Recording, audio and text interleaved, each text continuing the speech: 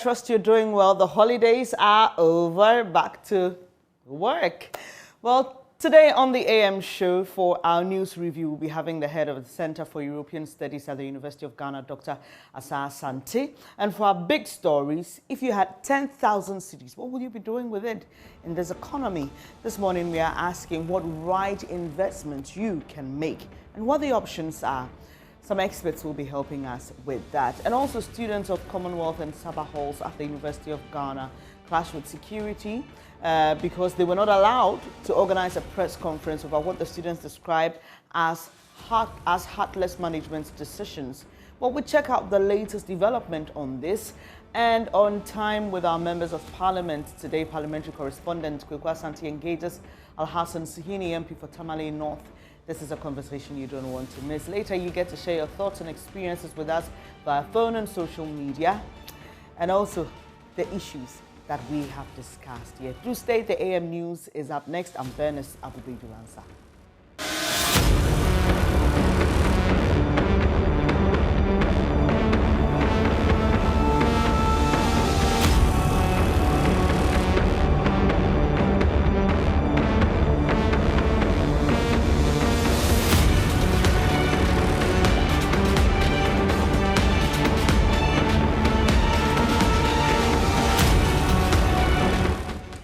Now, to the news. For years, residents of Commonwealth and Mensa Sabah halls at the University of Ghana have been at each other's throat in a communal feud that has led to destruction of valuable school property. For once, these rivals are coming together to fight for what they consider a common enemy as they go on warpath with management, which has decided to strip male residents of these two halls of their residential statuses.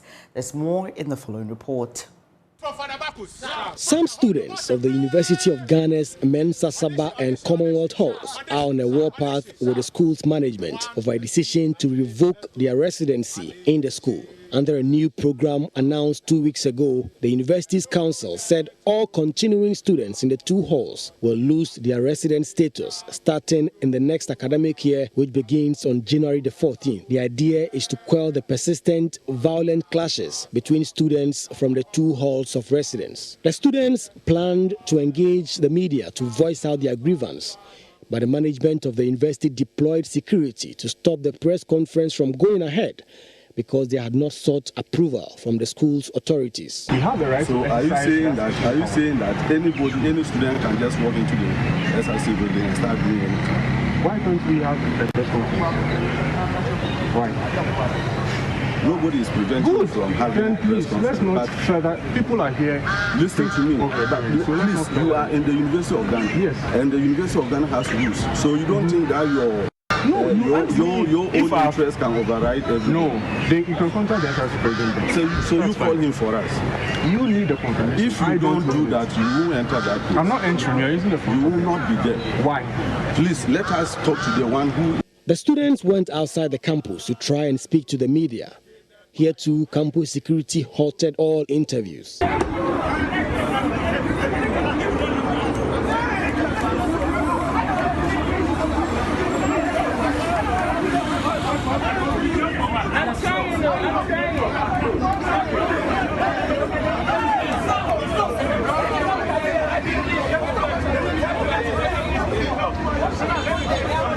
Subsequently, the news conference happened, but at a different location.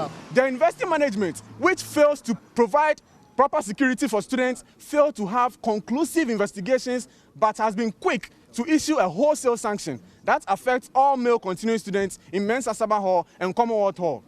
The said riot, which by the reports of management lasted for almost 4 hours, throughout this period of time, the university security were around, and a police patrol car was parked near the university guest house. Interestingly, we have confirmed that some top-level university management members were also near the guest house. And what did they do? Nothing. All these individuals and agencies could have dispersed and brought calm to this riot, but they did not act. They were very close, by an estimated 100 meters away, and watched on. This has made us believe that the university management had a grand scheme. They were overwhelmed by their incompetence and wanted an easy way out. So why not watch on, then use this opportunity to cripple the students' front and at the same time find a perceived solution to the accommodation problem. The prophecy for Academic and Student Affairs said on JoyNews that investigations into the riots has not been concluded, yet the university has unreservedly sanctioned innocent continuing male students. Natural justice has been sacrificed on the altar of convenience. When he was asked that, why should the actions of a few affect the majority, he further went on to say, in every security situation, people who are not involved will get affected. If it happens everywhere. And when there is war, innocent people get killed. It is a reality of life. Is this the kind of leadership fit to oversee the welfare and affairs of students? No. The prof must resign. Yes. The university management maliciously brought out this information a week to the beginning of Christmas and expect parents and students to find money to pay an accommodation at a place which now costs over 3,800 cedis as compared to the about 1,000 cedis they would have paid in their original halls. Why burden parents and innocent students this way? Nonetheless, we say to University of Ghana management today that we will not remain resolute and we will not kowtow to such knee-jerk reactionary approach. Why does university management want to rid young level 100 of mentorship, senior coursemate advice, and the benefits that they enjoyed by having continuing students direct them when they were in the university? We would want to send a firm notice to university management that we will fight for our rights with all tools at our disposal. We will not stand and watch our future and that of other future generations jeopardized because you as management failed. We would have a legal battle, and we know and have capriciously crippled the JCR system in both halls, making it quite impossible to have leadership lead a charge. We tell them today that we have seen it, but it's impossible. But impossible is nothing. We shall push through and find leaders amongst us. From the ashes, the phoenix rises. To our fellow Vikings and Vandals, just like our national anthem says, and help us to resist the oppressor's rule. Commonwealth and Mensa Saba Hall students have been fighting over the years, but this time around, they have set aside their differences and are fighting the university management together. Jesse Sewabuafo's report for JoyNews.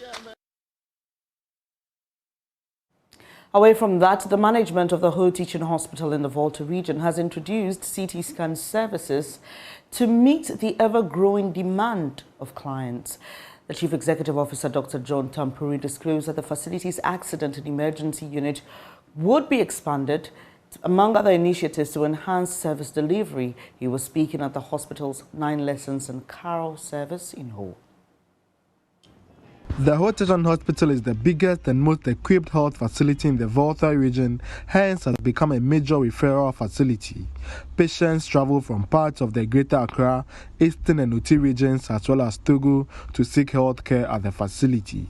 Given this, the Chief Executive Officer, Dr. John Tampuri, said management would continue to add new services to meet client demands. He was addressing the hospital's 9 lessons and carol service at the premises. Despite all the challenges that we have faced over the year, we have been able to introduce some new services. These include endoscopy services, and I think we all know about the CT scan that has been operational for almost 2 weeks. The services of new infrastructure have been pumped into the physio department, and the services have really gone very high and deservedly so. The eye unit has also had some support in terms of equipment, and this is also showing very good signs of improvement in the quality of the services. He also outlined initiatives aimed to deliver enhanced services in 2023 and beyond. As a part of the plan for the new year, we seek to improve service delivery by putting in much more effort than we did this ensuing year, 2023. And this includes the provision of improved facilities in all the units where they are needed, most including the agenda to begin and complete the Family Health Center within the shortest possible time. The expansion of accident and emergency units, the strategic training and involvement of staff in all decision-making processes, the additional recruitment of some cadres into the hospital to reduce the workload on the staff. Hard-working staff were recognized and presented with citations for their dedication to duty within the year. Fred Kwame Asari, Joy News.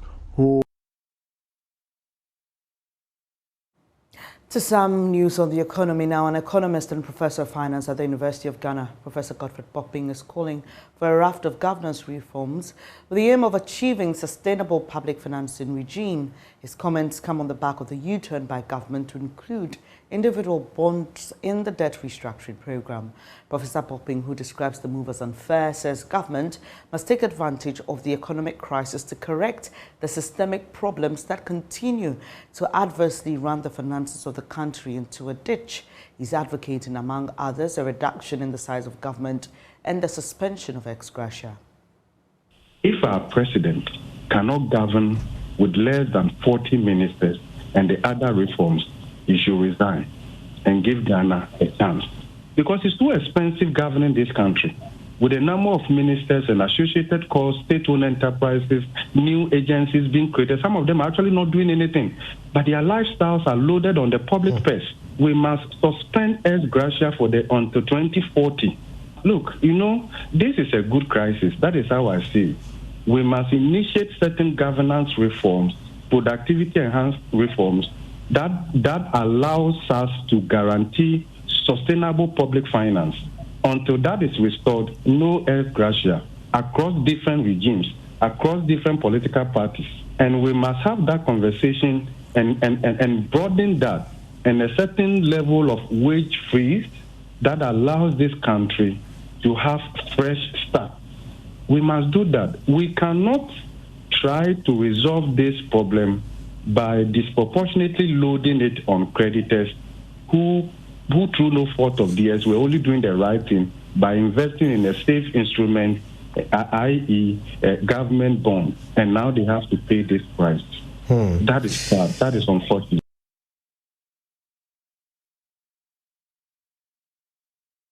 Now, we've been speaking to some of you about the suggested reforms, especially the suspension of ex gratia, and here's what you told us. My point of view for the ex gratia being given to the MPs, if it can be minimized or reduced to help the country, because at the moment the country is in a hardship and we need a lot of money to run many things in the country. So at the moment, the number of MPs that we have in the country, the ministers that we have in the country, if we can reduce it to save some money for the country to help. At the moment, the institutions that we have, the institution that we have in the, how do we call it, the ministries. Yes, if the number of ministries can be, because the ministers we are having now are more than the ministries that we are managing. So at least the number of ministries that we should have the same ministers, not more than that. That would be the best. They have to cut down the number of ministers, like let's say half year or 1/3. Then they have to also reduce the amount of the ex gratia. Like that one to half. It's too much, because actually they are not the one doing the job too, but even the civil servants who are doing the job, they are even anonymous. So they have to reduce the amount. That's what I think. Well, I think we should cut down the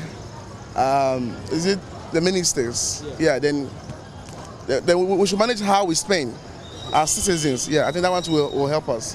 Yeah, it's not about politics, but it's about ourselves. Understand? Yeah. So I think 40 will be okay. Yeah, 40 will be okay. Not we should stop paying per se, but we can minimize. I mean, we can reduce the amount. Understand? Yeah, we can reduce the amount.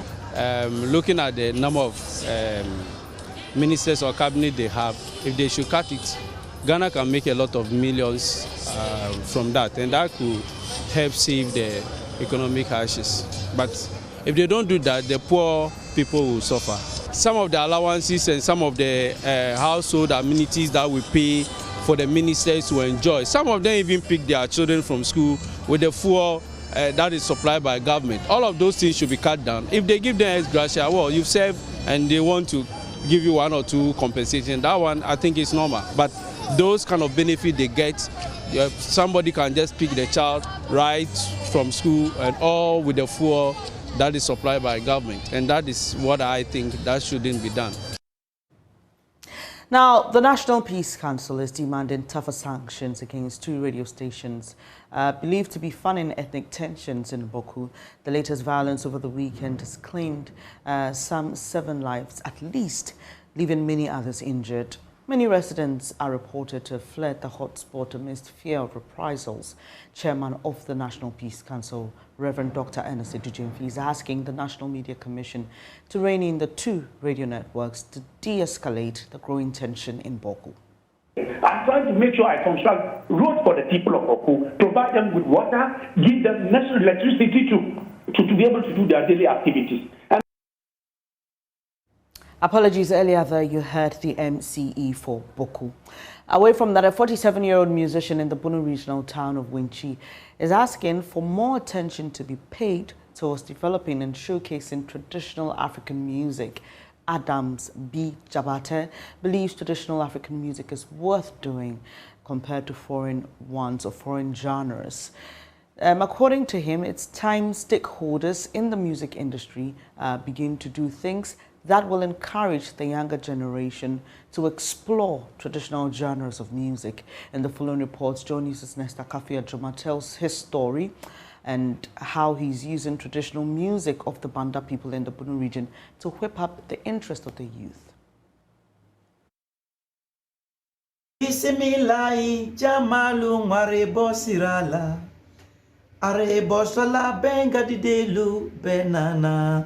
I am Adams B. Jabate from Wangara community. Let me say Wangara by tribe. 2009, I came to traditional music and I came out with a Banda song because when it came to Banda side, Libi Banda, Joya side, I am the first musician there. Adams B. Jabate started doing music during his basic school days at the Wenchi Ebenezer Presbyterian Junior High School in 1996. After basic school, he took to high-life music but settled for traditional African music in 2009 and has since performed in some countries across the West African sub-region. He says traditional African music expresses the culture, tradition, history, and gives narratives of a people. Adams B., who wanted to take his traditional music to other parts of Africa, intimated there are many things one needed to study before doing traditional music. And you know, traditional music, many people think it's not something that which is hard or which is complicated, but I can say there is a little thing you have to learn and step on before doing traditional music. So you studied? Yes. In the traditional? Yeah. I'm a student somehow in National Academy of Music at Winnipeg. So I've learned so many things there. So when I came to the music, to the traditional music, as how I'm saying, I'm supposed to study djembe, that kura guitar. It goes with our xylophone and at the same time with our djembe. So I took this learning, this study, I studied this for so many years. Adams B's efforts to promote traditional music has not been without any challenge. Let me say, when I started this traditional music, my producer, Bandex, the first time I finished these 2 tracks I'm talking about in Banda, I take them to him. He refused to produce them. So that album that I said Bilalama is my own album that I've started producing with Adams B Music Records. That was Nesta Kafia-Jomer's report, and before I go, it was an electrifying night at the Kumasi Rotary Park as patrons of the Love and Shira FM Night with the Stars were treated to quality music by some of Ghana's great music acts. For many of these patrons, they wish the night never ended as they partied away their stress and revitalized their bodies and souls for the coming year. Here are highlights of the event.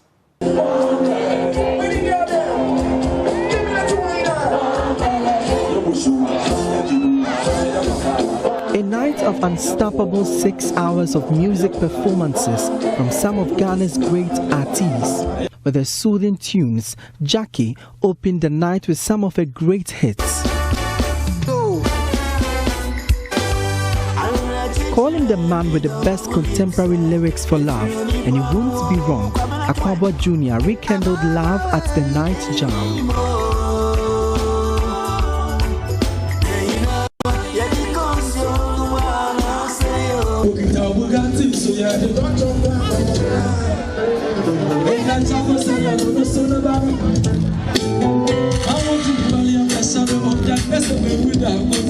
The night was only getting younger when Tadi sensation Kofi Kinata and the king of high life music, Abrantie Amachi Dede, treated patrons to some good high life music.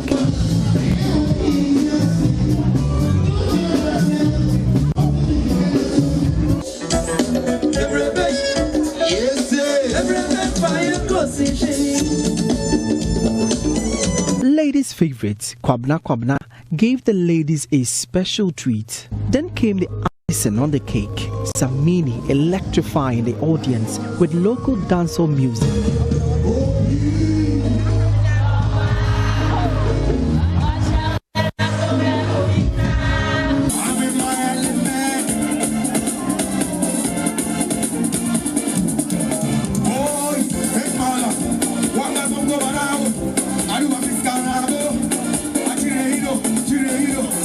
Patrons were never weary of the night. Well, actually, Kofi Kinata, I am one of his biggest fans. So, as you can see, I can sing all of his songs from A to Z. I actually saw Kofi Kinata on the bill. So he was the reason I came here. And I also came here to release stress. I'm dancing my problems out. I feel me and it's a finance to me. Nakuba want to be on camera. I said to me, Chimney. So I say, you know, hey, a bit of hey, you're away, you're free, you're a Jenny, I couldn't know what me and Dabby want to me. One of my own, Nina, and they say, Jenny. Oh, so you can see her dancing. Sometimes I don't even go out. But today I'm here and then I'm happy to be here. Yeah. With the performances you've seen so far, how will you rate this program? Let's say 10 over 10 and then 9 over 10. It's not bad, yeah. I'm having fun. I'm going 1 year and we are really excited for what we really want to enjoy. So we are having fun. Christmas is supposed to be a normal time, but Christmas you have to enjoy yourself. You give thanks to God, then you happy your soul because you don't know tomorrow, and we have today. So far we have today, you have to live today. So it's an opportunity for me to just release stress.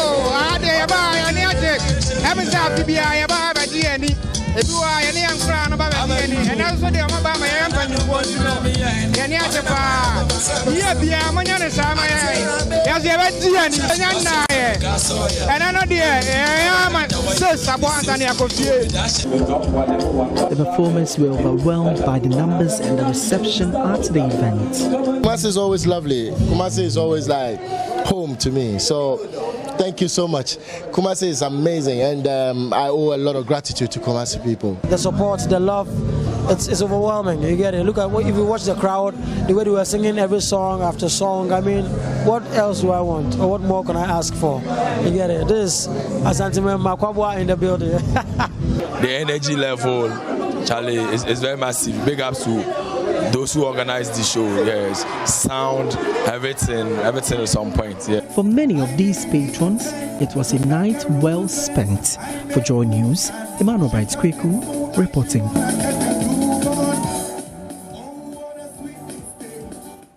My people in Kumasi did have a lot of fun. Well, it's now time to bring you the news review with Dr. Assasante. Do stay.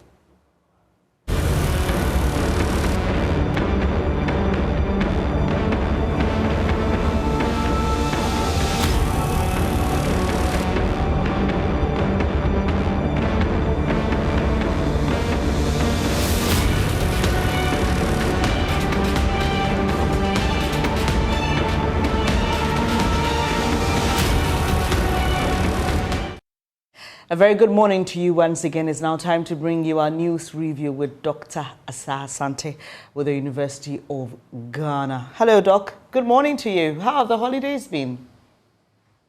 Good morning. I'm fine, except that being in the room doing academic work. Yes, but so far so good. Yeah. Well rested? Oh, very well. Great. Doc, let's start off this way. Today we don't have the papers. It's been the case since the beginning of the week. The papers are on a bit of a break. So what we do is that we get onto myjoyonline.com, pick up the topical stories from there and focus on that. I'll start off with that one that happened on your campus yesterday. The University of Ghana Management and Security preventing students of the Mensa Saba and Commonwealth Halls from holding a news conference on campus. You are there, and you've seen this over the years. The school's management is asking male residents of these two halls to vacate. I'm told initially it was an in, out, in system, but speaking to some of the students, they say some of them come in from level 100, stay through till they complete their course in school. There have been issues of violence, and the school management is hoping to address that, and so is asking all these existing students to leave and allow freshers to come into the halls of residence.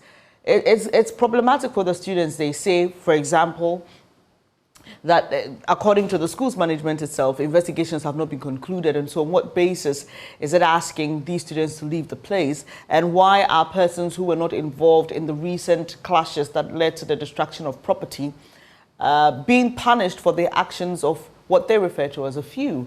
Your quick thoughts on these? When you look at the university management, they have been very tough since day one, ever since we were students and all that.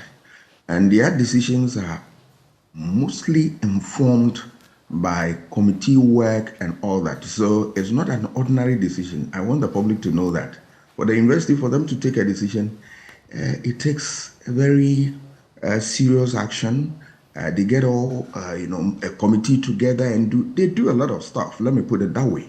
So it's not an ordinary decision, but all the time, what I have seen is that students will not go by the rules of the game, and when they are caught, they want to seek, hide behind a lot of things, and then disturb the whole process. But you see, the university will not budge, as I've known them over the years. It's not only with the students and all that, lecturers and everybody. Once you cross the line, I can assure you, the university are very, very tough on their decisions. So I think that it is in the interest of the students themselves to listen to the authorities, because authorities are not going to change their decision. That's one thing about Eugene, I'm telling you. So they have to stay focused and then respect the rules of the game, the decision of the university. That will really help them. But what they want to do, I can tell them that it will amount to nothing. What would you say about the timing of this directive? Oh, then you don't need any specific time to, enforce your rules and all that. But Doc, they say, for example, that they don't have enough time to find new places to reside in. They say the economy is hard. This will be stressful on their parents who haven't planned for something like this.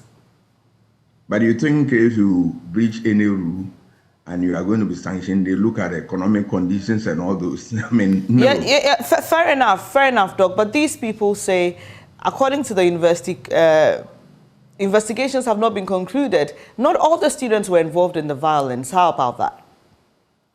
That is their side of the story. Have you also heard the university side of the story? I must say, we tried to reach the university management for a response, but we didn't get one.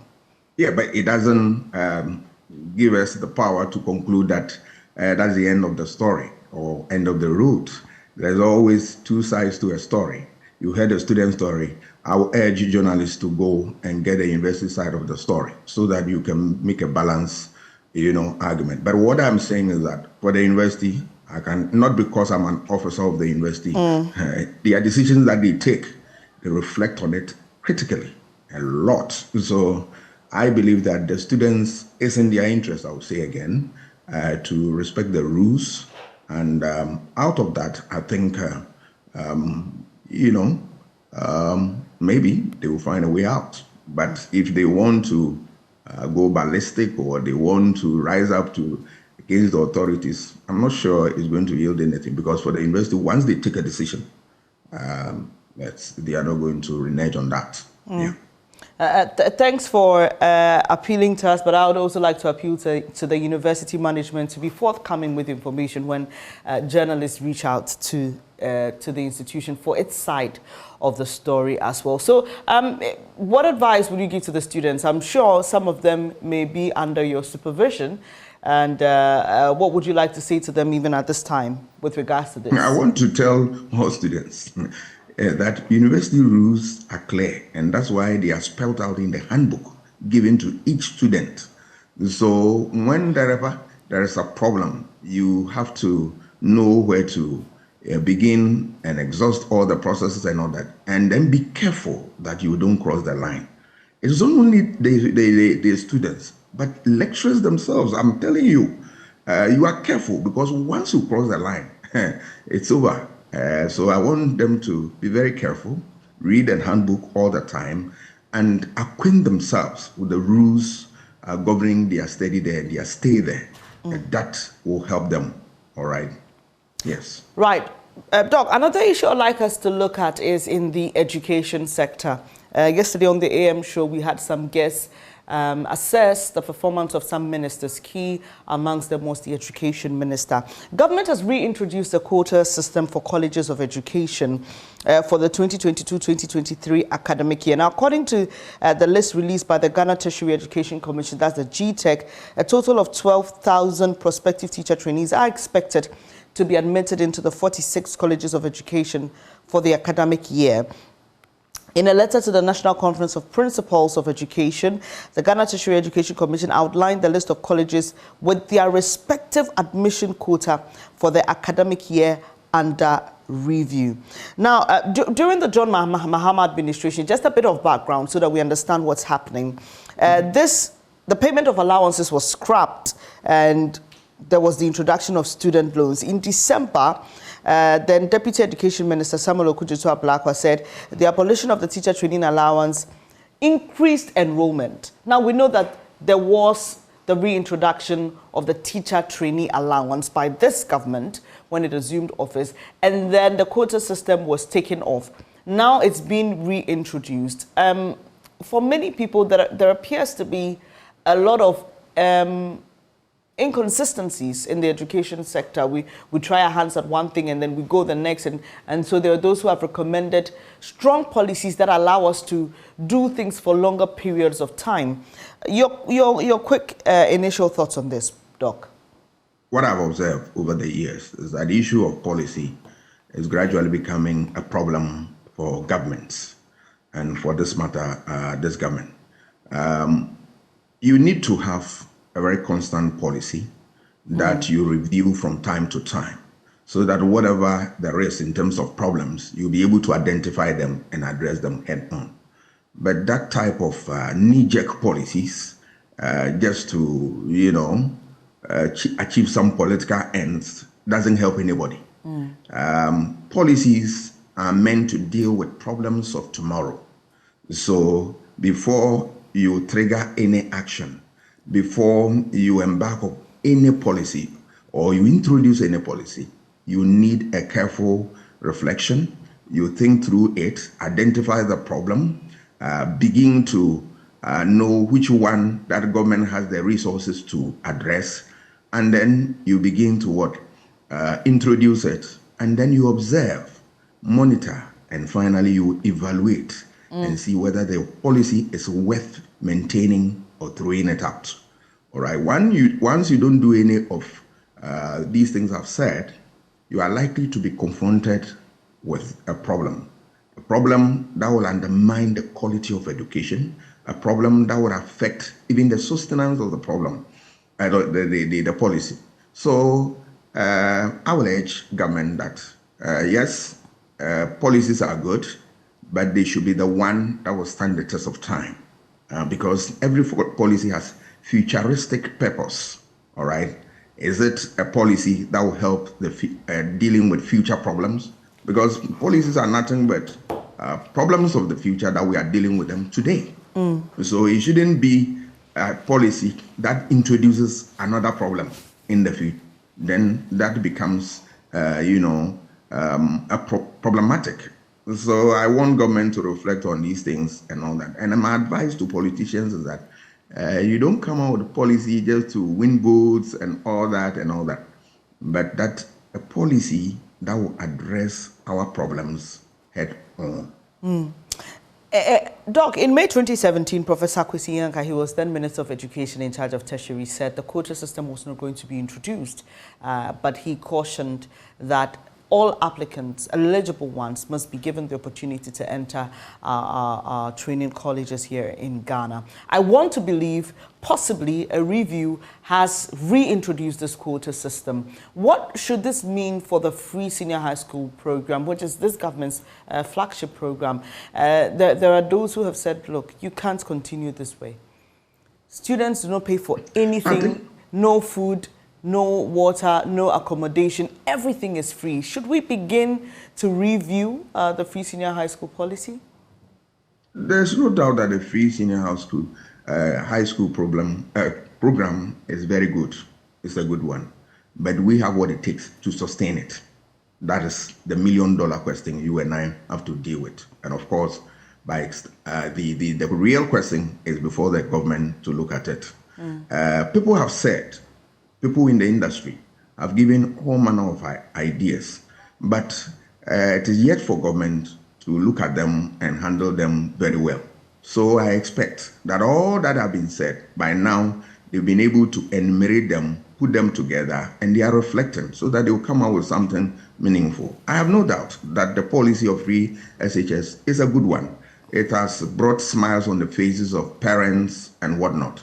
It is also improving a lot of people and all that. But the problems that are associated with the policy must be looked at carefully. Otherwise, it has the potential of undermining that beautiful program. And I'm not sure that is what the government intend to have as part of its legacy. No.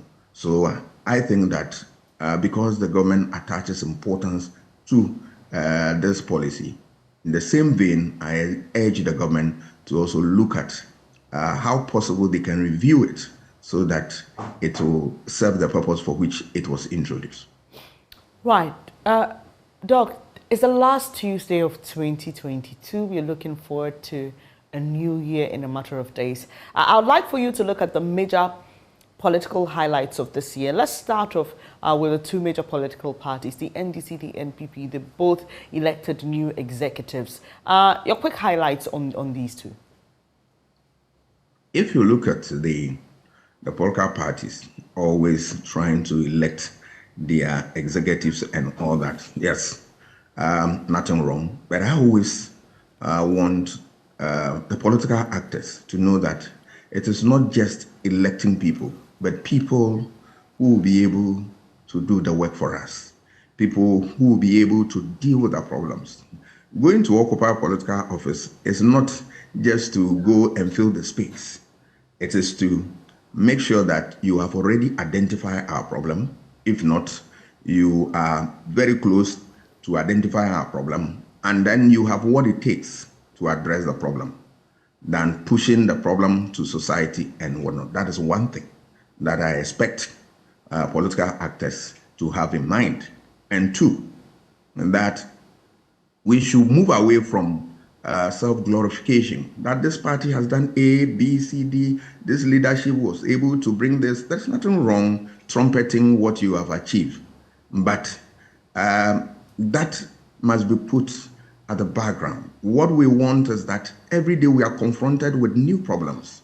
So we want our leaders to be able to have what it takes to address the problems as they come along, and then not also to create problems for us. If you see how this economy has been, managed, it has brought all manner of problems for us, threatening the very survival of this economy. So we believe that these are some of the reflections we may need to make. We should, for once, shy away from, ideological, values that we want to get ourselves glued to. There's nothing wrong believing in ideology. It's a good thing. But that ideology must also, we should link it with what? Productivity. We should link it with what? The betterment of society. So when you have a government or a party for that matter, and it's not performing, be bold and tell it as it is in the face of the political office holder that, look, what you guys are doing will not benefit the society. We need something more and all that. That is the spirit I will urge political actors in the two parties and any other parties to do. That when they have power, we need people who are bold to be able to tell them that the path they are taking is wrong and that the alternative is a good one.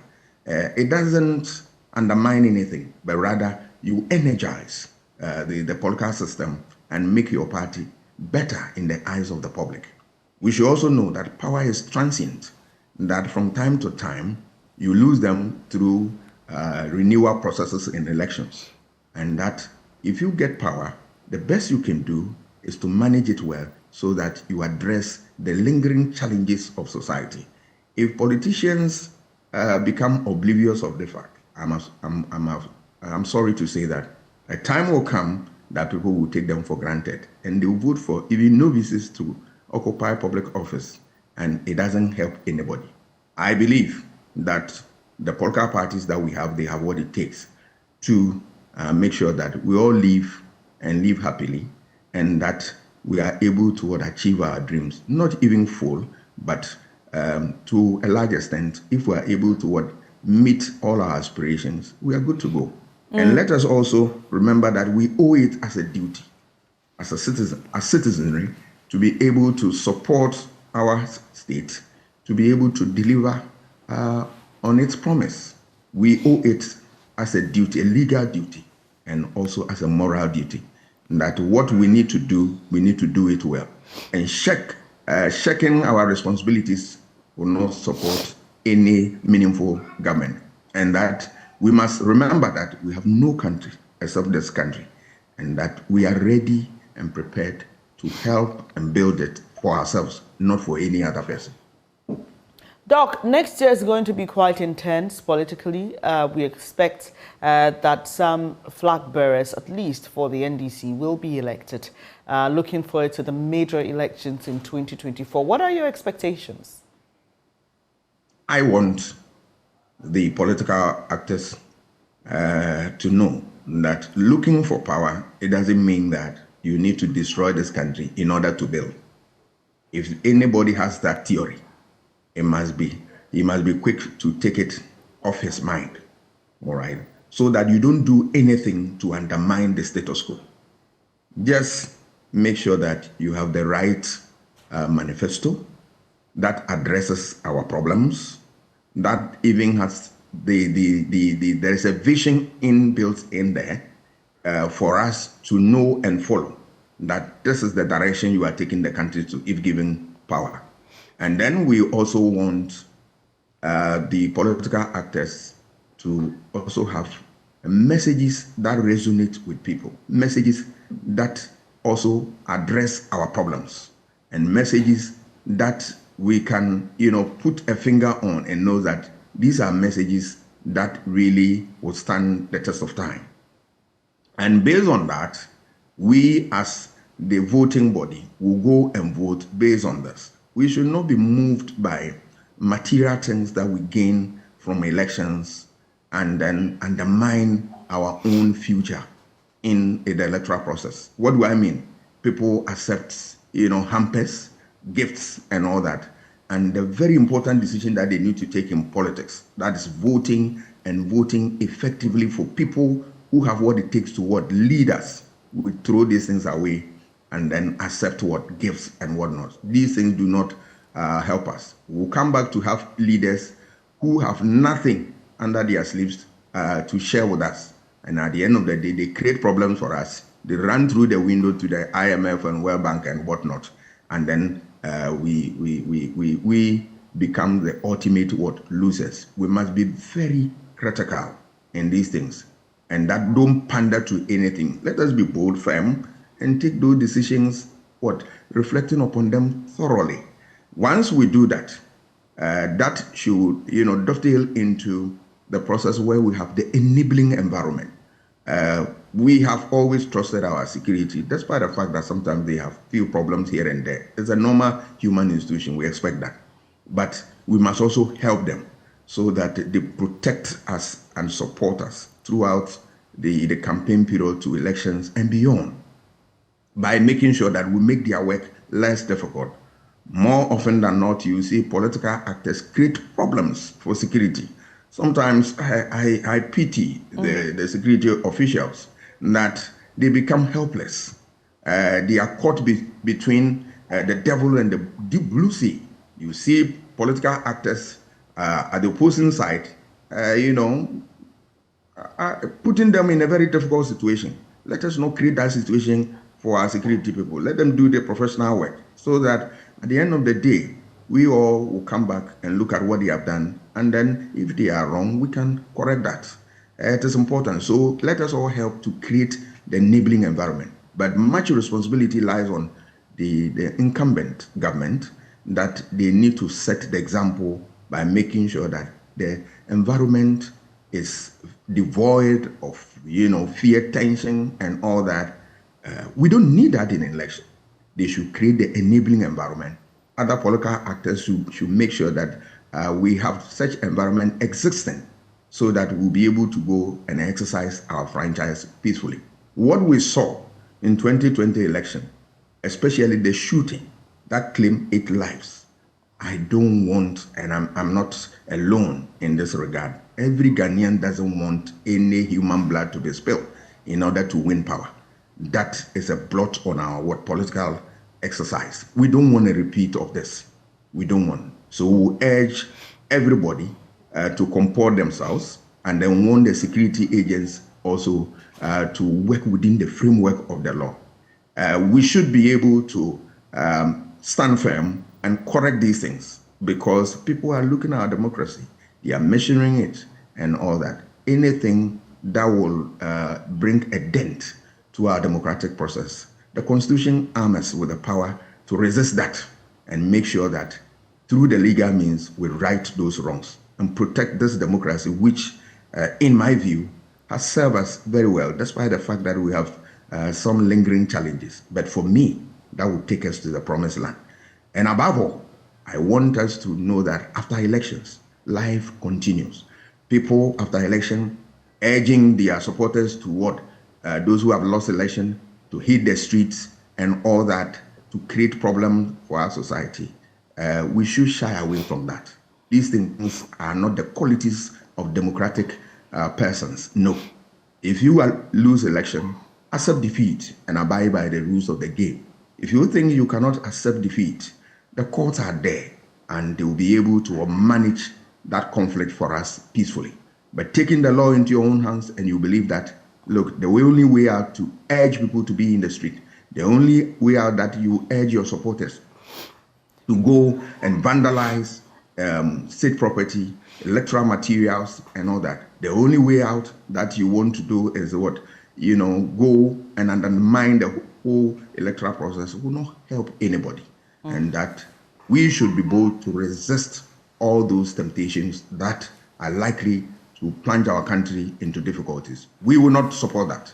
And the security agencies, we want them to be up to that tax. And then every support we also have to give them so that the whole 2024 will be peaceful. We need a peaceful environment to go and exercise our franchise. Whoever becomes the leader of this country, we pledge all our support and work towards his vision and all that.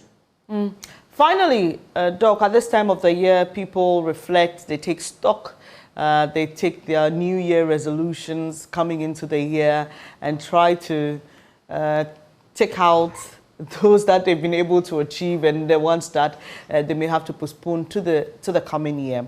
Many people look forward to the coming year in different ways. For some people, it's relying on 31st night prophecies, which has been the norm in this country. The police has once again reminded pastors and religious leaders of what it terms as illegal communication of prophecies. And remember, this directive was greeted by mixed reactions last year. The police has adopted the 27th of December every year to commemorate and remind pastors and religious leaders of this particular directive on illegal communication of prophecies. What's your take on this? Well, I believe the position of the police is the right one. All right, you don't want to create fear and panic for people because your God has spoken to you, or what you believe in, you want to share with the public. I am not anti-religion.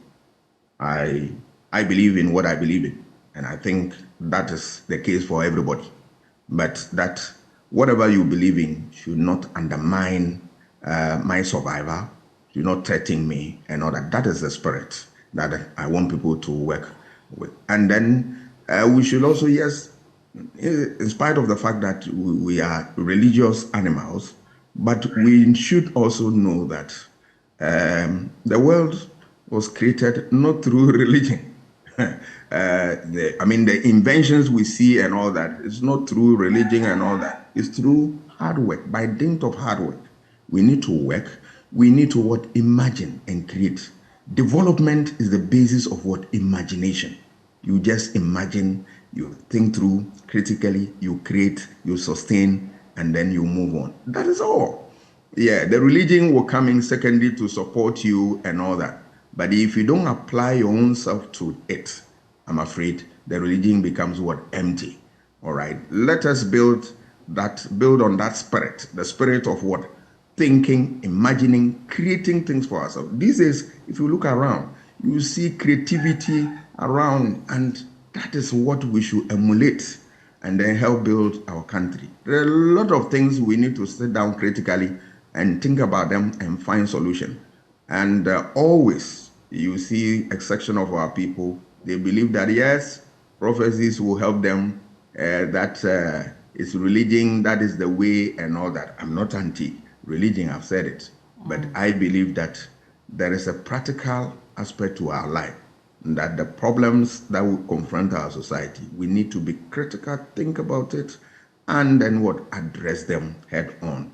And that we should know that the pen was not created because of somebody has, prophesied or has had listened to the voice of God from somewhere. It was through imagination. All right, this laptop that is before me was created through imagination, creativity. All right, and then we get here. Later, you can add your prayers.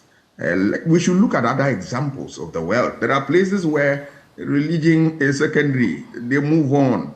All right, I'm not saying that is the direction we should take, but that in spite of everything, our religious beliefs, we should know that the world experiences a lot of good things, and it's through creativity, imagination, and then hard work. It's not through prayer and any other thing. Those things come secondary.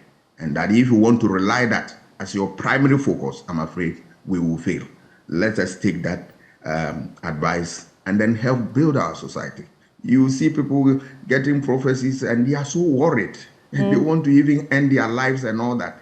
Why do we create problems for our society? Those who prophesy, I always want to ask them, why can't they also, the God that spoke to them, they demand answers to the problems and help people to deal with so many problems. Let them walk to hospitals and get people healed.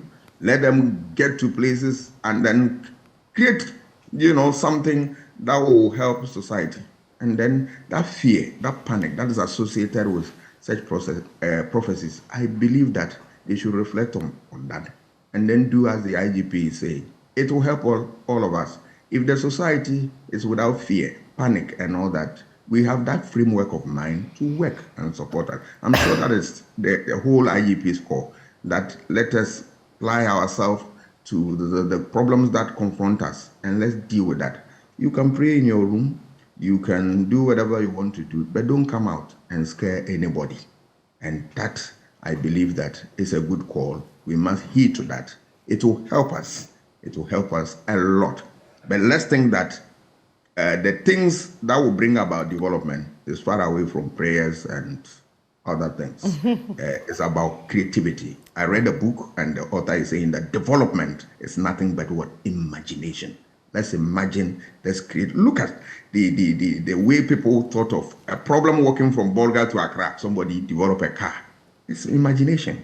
And today we smile. Look at a lot of miracles that information communication technology is throwing out to us.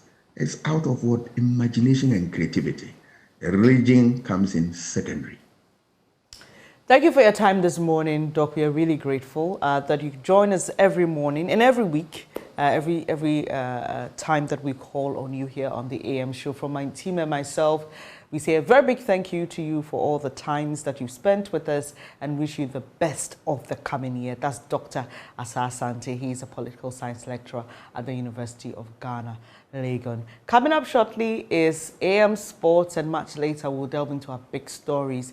We are wrapping up the year. A lot of people are complaining about the economy, but there are opportunities too. We'll be exploring that with our guests here later on the show. And water is life. It regulates your body temperature and keeps you alive and kicking. Awake is premium purified water treated through a strict purification process to ensure that every bottle on the market refreshes you better. We have the perfect sizes for all occasions: 330 ml and 500 ml bottles to fit your pockets and bags, 750 ml for the heavy drinkers, and 1.5 liters for those who always want more.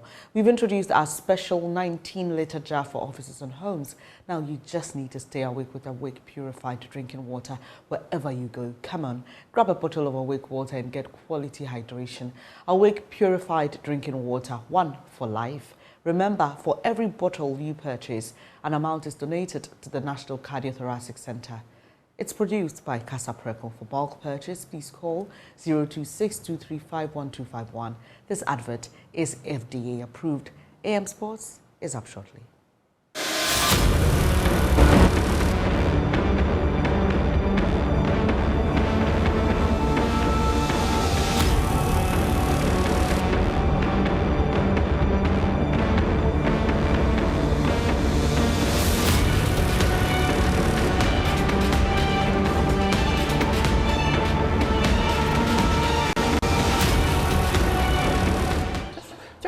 Talk us through briefly that qualification series to the 2006 World Cup. Yeah, so that time they've played some couple of games, especially in the first round. Yes. I was invited the first game against Burkina Faso away game. Okay. But that time I've come down from holidays. I was playing in Russia. Okay. I've come down for holidays, and then the FA realized I'm in town. That's how come they came to my house and invited me that I should join the team. And that's how they were inviting you people. They just come to your house and take. Then I said to them, no, you cannot do that. You know, what if my team get to know that I'm on holidays and I'm now playing football? It's not nice. So do the right thing. So I was with the team, but I did not travel with the team to Burkina Faso. Okay. I did not go with the team. So I told them the next game they should do the right thing. If not, they should write to your club? Yes. Oh, okay. Invitation to the club, and the club will know, we release it. Yeah. Just imagine your club know that you are here. And then seeing you playing international football. Yeah, it's not right. So, but the next game against Congo away, they did it.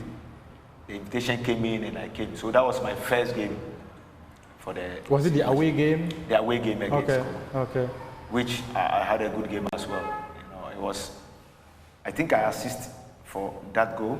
Okay. Samoa's goal that gave us 1-1 draw, and then against Burkina Faso, I was on the bench. I couldn't start it because the Doya changed his mind last minute, a day before the match prep, and he changed his mind, put me on the bench.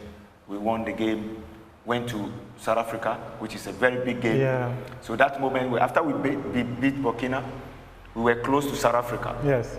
So it's like they were leading us by 1 point, so we have to win. So after we beat them, then we came at the top, and then we have to play against.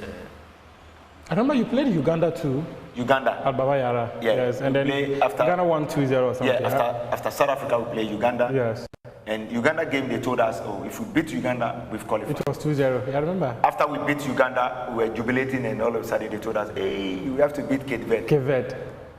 Before we can qualify. So it was a tough moment, but we came through. You went through and you beat Cape Verde 4-0. Yeah, 4-0. Yeah. Cape Verde, we were not surprised that we're going to beat them, but we knew it's going to be tough for us.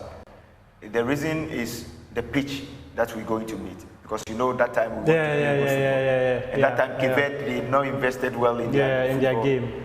So we were scared that the pitch that we see will affect us. That's why we managed to score early goals and then silence them quickly. Tell us about the discussions you had within the group as players. What were you telling yourselves?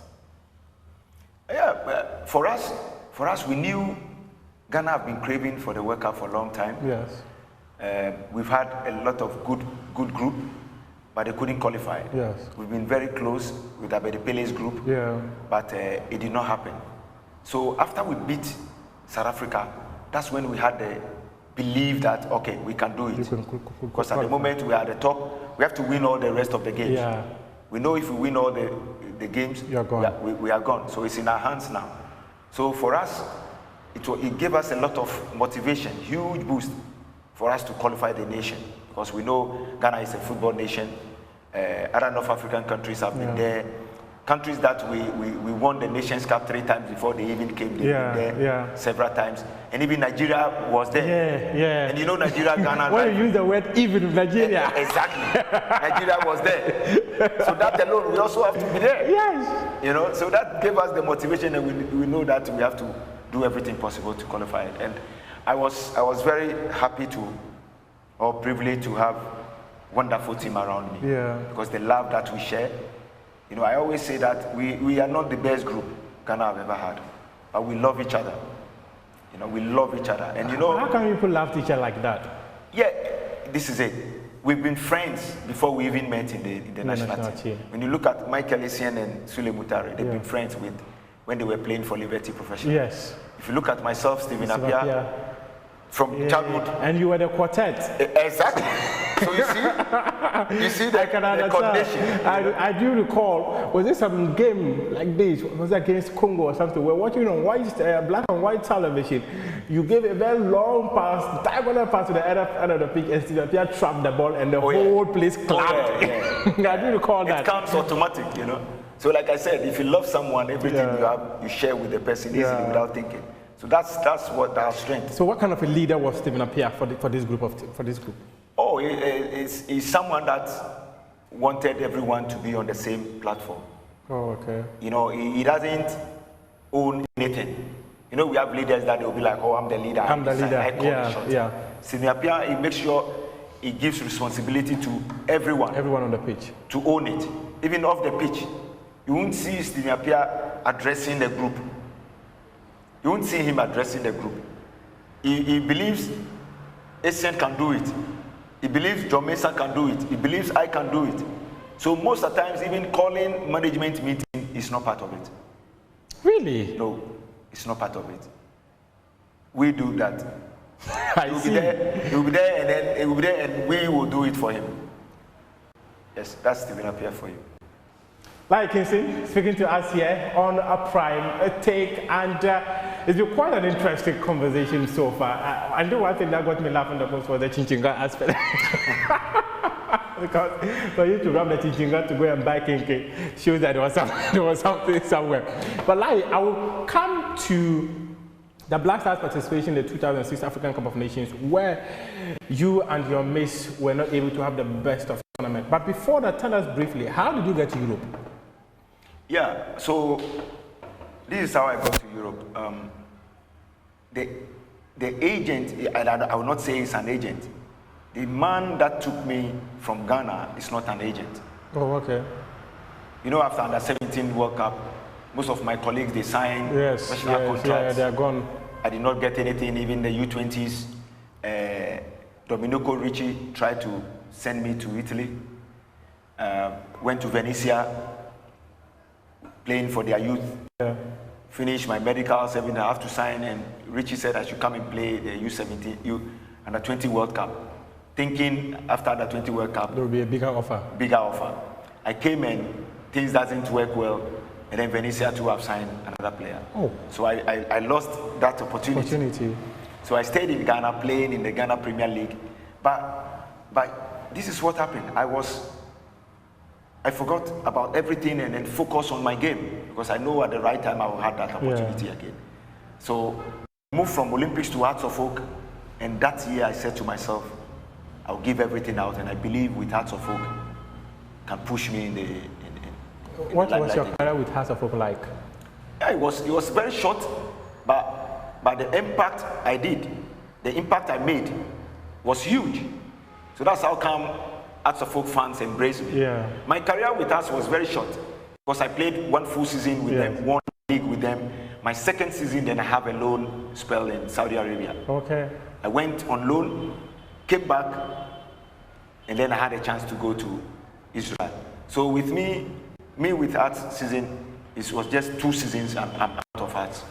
But the impact I made was very huge. And the Hearts of Oak fans adore that. Exactly. Now let's come back to the national team. 2006 African Cup of Nations. I don't know if you would like to recall what transpired in that tournament. Oh yeah, it's part of my career, so I have to say. Okay, say it. I don't like thinking about it, but then say it. Yeah, because I remember that opening game against Nigeria when we lost. Yeah. Needed to win against Senegal. Needed a win against Zimbabwe. All of a sudden, it never worked out. Tell us. Yeah, but before then, most of us were frustrated. Why? Yeah, because our team wasn't the same team that played the qualifier. Yeah. Because in the qualifier, we have strong, solid team. Yeah. But if you can recall, before the Nations Cup in Egypt, we've missed at least 3-4 key players. Yes. Jan was out. Michael Essien was out. Suleiman Tari was out. Yeah, Stephen Appiah was had an injury, but still he played. It wasn't 100%. Yes, yes. You know, so for me, I felt the players that I'm used to, it's not the same. So already the frustration is there already, not only me, with all the management. So me, I wasn't surprised we did not perform in that tournament. Okay. And then also this incident happened against Senegal. Abibaye, he punched me. I went down thinking I'm taking advantage of that situation, and then it hit back at me. So I was suspended for 3 games, served 1 against Zimbabwe. 2 more. 2 more in the tournament. But I believe the management then, they don't believe we can go through the group stages. So they feel if they put me in the squad, there's no point. But one thing they forget that not every player in the 23-man squad played. So at least they should do me the honors. Do you have any regrets of that incident against Senegal? Yes, of course. I should have run and go for water instead of coming to the scene. I should have run away and go and take water to drink, to cool myself down. But hey, we are a team. It's a team sport. We all have to help each other. The incident has nothing to do with you. No, it had nothing to do with me. It was a very bad tackle on Stephen Appiah. And as usual, players will react immediately. And I was the last person that got close to the scene. So it's like players pushing each other, stopping each other, and then Abibaye hit me on the chest. But it's not a punch that will take me down, but I want to take advantage on the situation. So I dropped down, and then boom. They said stimulation or something. It's not a point that can take me down. And I got suspended. And that denied an opportunity of playing at the World Cup? Yes, that's what happened. And 3 games, 2 to go. Ghana not believing they will go to the next round, so there's no point of me being part of the team. But Do you know if the FA appealed that decision of the red No, card? they did not. Because I quite remember after the incident, I was chasing them to do it. I was chasing them to do it. But you know, 24 hours, you should do it before 24 hours passed. But eventually, the 24 hours passed without them doing anything. I was pushing them to follow up, at least to reduce the ban, but it did not happen. I spoke to the former GFA president on this very show, and he said that they filed the appeal, but it was filed out of time. Oh, okay. I didn't know that. I didn't see the appeal being filed, but because if it said so, then we have to believe. Yeah, because he told me that it was Assasante who brought it. Okay. And then he was in a room with the former Deputy Sports Minister, Obi Amwa, yeah, plus another official of the FA that I know. Okay.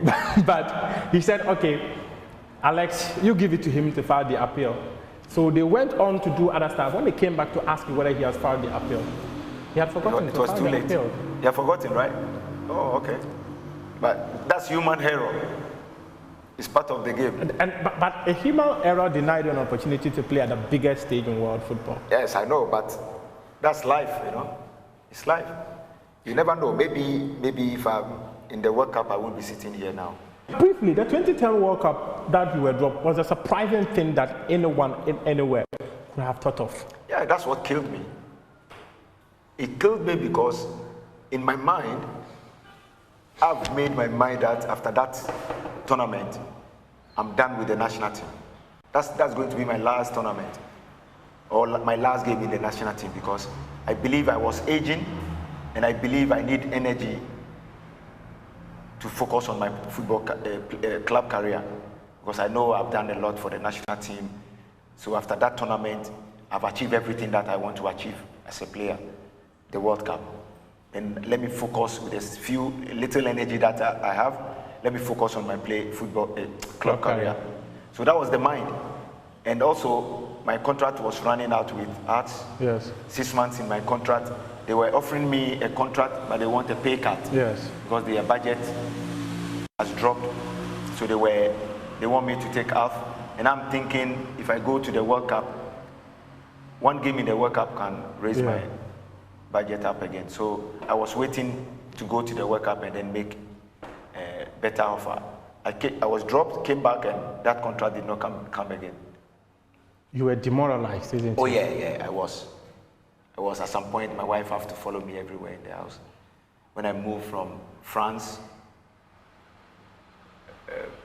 from France to Scotland, my wife had to follow me everywhere. I go upstairs, she's there. I want to go out. Were you depressed or something? Oh yeah. Yeah, it took me time to go over it because I felt that's the last moment. At that moment, I felt, okay, it's over. With the World Cup, for me, it's over. Because the next 4 years will be 2014. 2014, I've retired already. What did the coaches say? What explanation did the coaches say for dropping you? For him, there's not tangible reason, but the only thing he said to me was, because my question to him was, what was the criteria you used to pick? Because you have to look at players who are playing regular, doing well in their clubs. And that time I was the key player in Arts.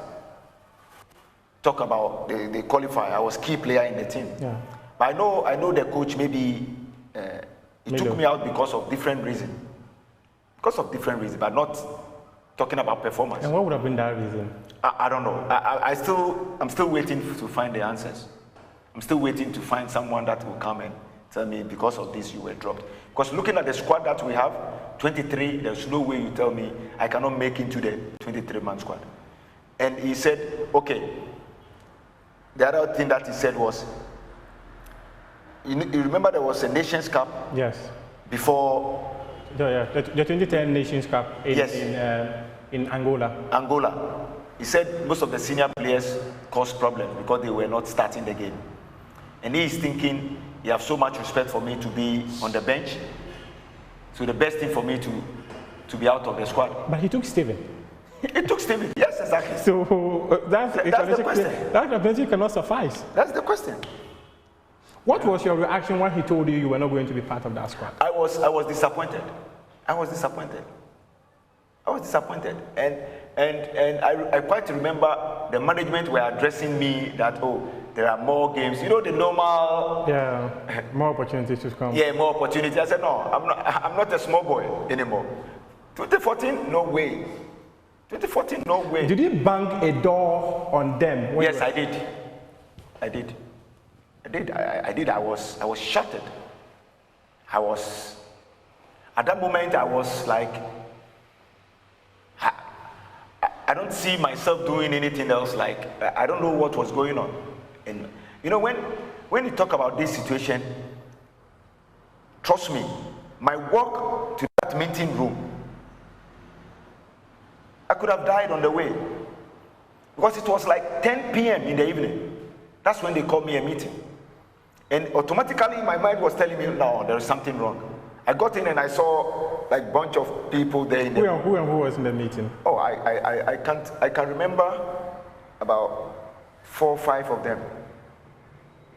4 or 5 of them. The coach? The coach, the FA president. Former president, Nyantichi, Fred Papu, and I think other 2, 3 guys in the room. And they told me, when they started saying... Okay, let me share one interesting story with you. And this story, I got it from both Kwesi Nyantichi and Fred Papu. Apparently, they had all argued why you should be at the tournament. And Milo gave them the list and told them to take out the player they want to take out and replace you. And none of them could do it for him. So what was his reason for not taking me? What was Milo's reason? That's what I want to ask. Well, so I cannot speak for them.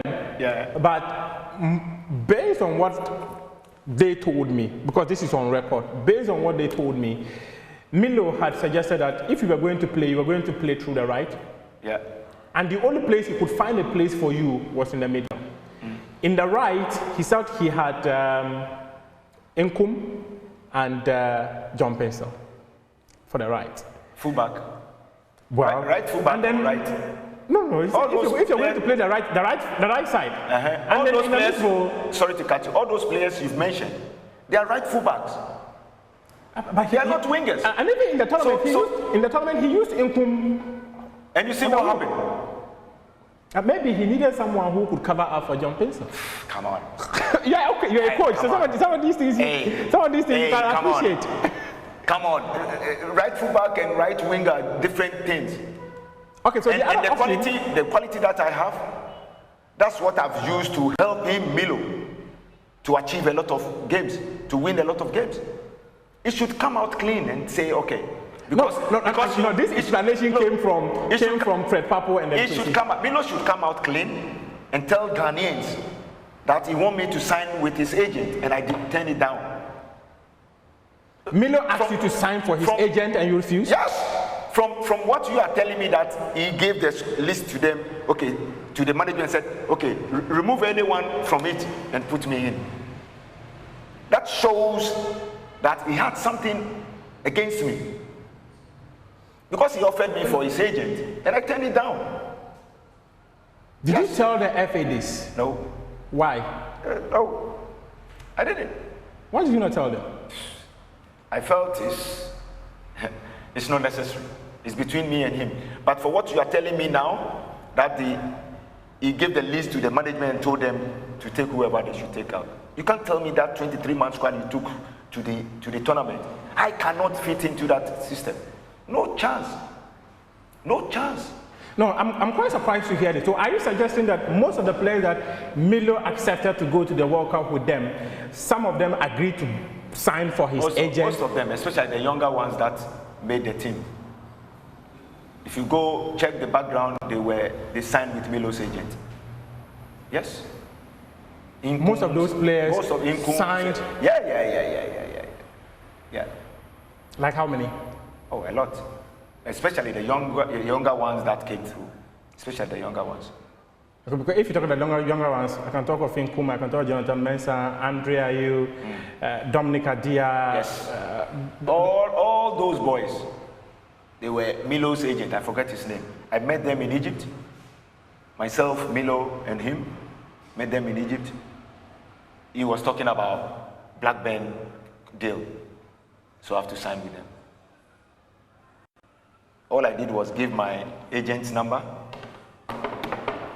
talk to my agent, that's it. They never got back to me. So it looks like, for what you are telling me today, made me understand that, okay, then he had problem with me. So when you look at it, he's not thinking about the nation, he's not thinking about what he can do with the squad that he has. He's thinking about what he can achieve. If you've just joined us, we are still speaking to Laryea Kingston, a former Black Stars player, a former Hearts of Oak player, a former Hearts, I mean the Hearts in Scotland, not the Hearts you know, player. And he's a man who also played for Hearts of Oak rivals, played for Olympics. That's where his career actually began. He's been sharing with us his story, how he got to the football space, how he started out as a boxer. Now we're talking about his national team career, where he wanted to play the World Cup, something that never happened. Like you can see, you mentioned something that is quite interesting, that you did admit that when you were told that you were not going to the World Cup 2010, you banged the door on the people who invited you to the meeting. But one thing too that others have also argued was that, just like you personally mentioned, you knew you were aging and 2010 World Cup was supposed to be like, how should I put it, your swan song to the national team. There are others who have also said that Milo did something when the team was camping in France. He decided to play the younger players against the senior players so that he could select his team. And that probably also influenced his decision on who to go to the World Cup and who not to go. And not your position that because he wanted you to sign for his agent, that's why he didn't take you to the tournament. Yeah, I quite remember the training camp that we went. Yes. We did not even train. All we did is advert for Puma, left, right, center. The only time that we went on the football pitch proper for us to have football boots to go and train is when we got there, after warm-up, then he divided the team into two. And it showed clearly that you can see the younger players on one side and the older players on one side. Yes. But you cannot stand on that one training game. But the younger players beat the senior players. I hear, was it 4-1 or 5-1? Yeah, but it's in training. It can happen to be like most of the senior players, we go to the World Cup, it's training, you have to be careful, take it easy. You cannot stand on one game to pick your final 23. No, you've already made his mind already. It should be, I'm a technical person. I should be very transparent enough for Ghanaians. If I'm being picked as a national coach, I'll be very transparent to Ghanaians that, and I will justify each and every, explain why this player is there, this player is not there. I will not hide behind anything. With him, I think he has something more than, on a hindsight, more than using that one training game to make the 23-man squad. On a hindsight, Laryea, do you think you should have reported this incident to the management of the FA that Milo wants you to sign for his agency and you are refusing to do it? On a hindsight, do you think you should have reported? For me, I believe that time I should be more professional to keep it on for myself, and then for Milo himself. You understand me? I don't want. No, but as someone who has the interest of the nation at heart, you cannot allow someone, a Serbian to be that, for that matter, who was being paid with the taxpayers' money, but that moment, doing business with the national team at the expense of the state. So as someone who had the interest of the state at heart, you should have told the leadership of the FA, this is what your coach is doing. I quite remember before leaving the room, if the management will recollect, before I banged the door, the only thing I said to Milo is, he should finish his business and then get out of my country. You told Milo to finish his business and get out of his country. Get out of my country. So that time, I said it. You shouldn't have waited for him to finish his business. By that time, he's the boss. He's decided he's taking me out of the team already. So when I was leaving, if the management will testify, this is the right words I said to him. Finish doing your business and go away from my country. That's what I said to him.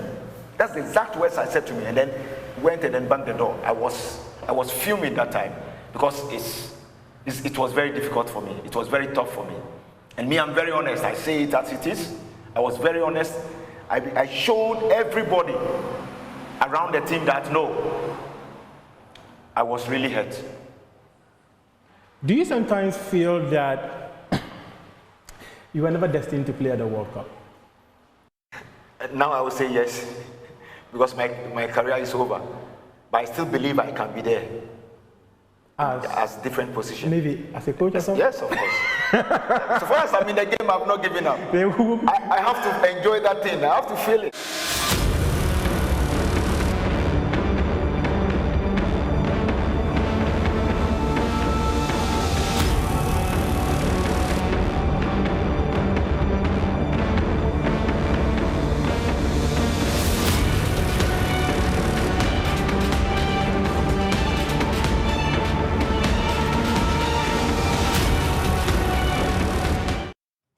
It's about 15 minutes at the top of the hour, and it's now time for our big story. This morning, we are helping you out. Times are hard, we all admit, even government does.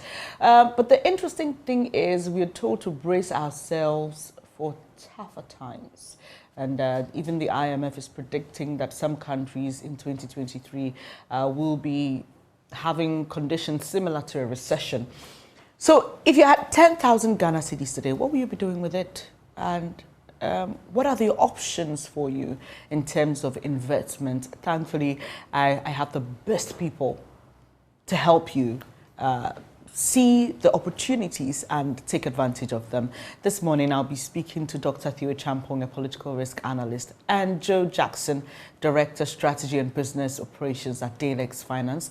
We'll also have Courage Kwesi Boti, Research Lead, Economist, GCB Capital. Let me start with Mr. Joe Jackson, because he's with me in the studio. Let me start by saying happy holidays to you. Happy holidays. How has it been? The Christmas season is just over. We are entering the new year. For me, it was good. It was a time of rest, so it was good. It was a very quiet Christmas for me. Had a lot of rest. So I'm approaching the new year with renewed energy, which all of us should try to do. Right. Quiet by choice or necessity? Oh, both. Okay. Both. Right. Definitely quiet by choice, but also this is not the time to do anything flamboyant. This is the time. These are difficult times. However you look at it, these are difficult times, and there are more difficult times ahead. So what you have, you hold. That's rule number one. What you have, you hold. This is not the time to go overboard and do anything crazy. It's difficult enough. So it should be quiet. For me, it was quiet by choice and by necessity. Interesting. Let me come to you, Dr. Theo Champong. Good morning to you. Hope you had a good rest too over the Christmas holidays. What was it like for you?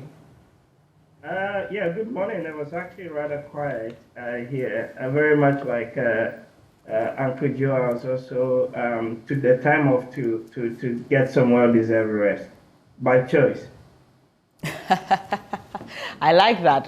But you are not here though, so you're not as badly hit as we are, right? Not really, because you still get the request, right? We still have family back home, so there's people you've got to support.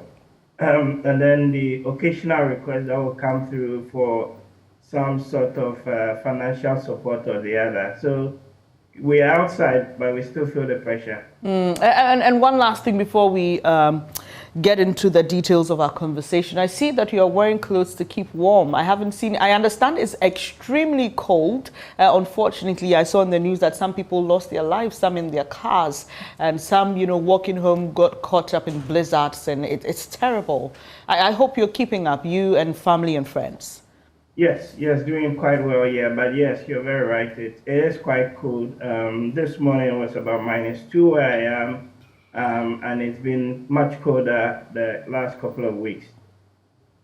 Right. We thank God you're safe. That's the most important thing. So, Mr. Jackson, the big question, times are hard. For some people, it's extremely difficult. I know some people who've had to make very difficult decisions and adjustments, taking their kids out of certain schools because they can't keep up, with the payment of fees amidst handling other responsibilities. And is it possible?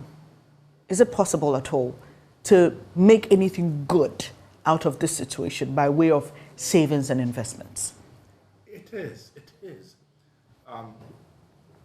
I'll urge a lot of caution, but there are definitely opportunities. The interesting thing is that in a time like this, there will be really good opportunities for you to make an investment that will yield well.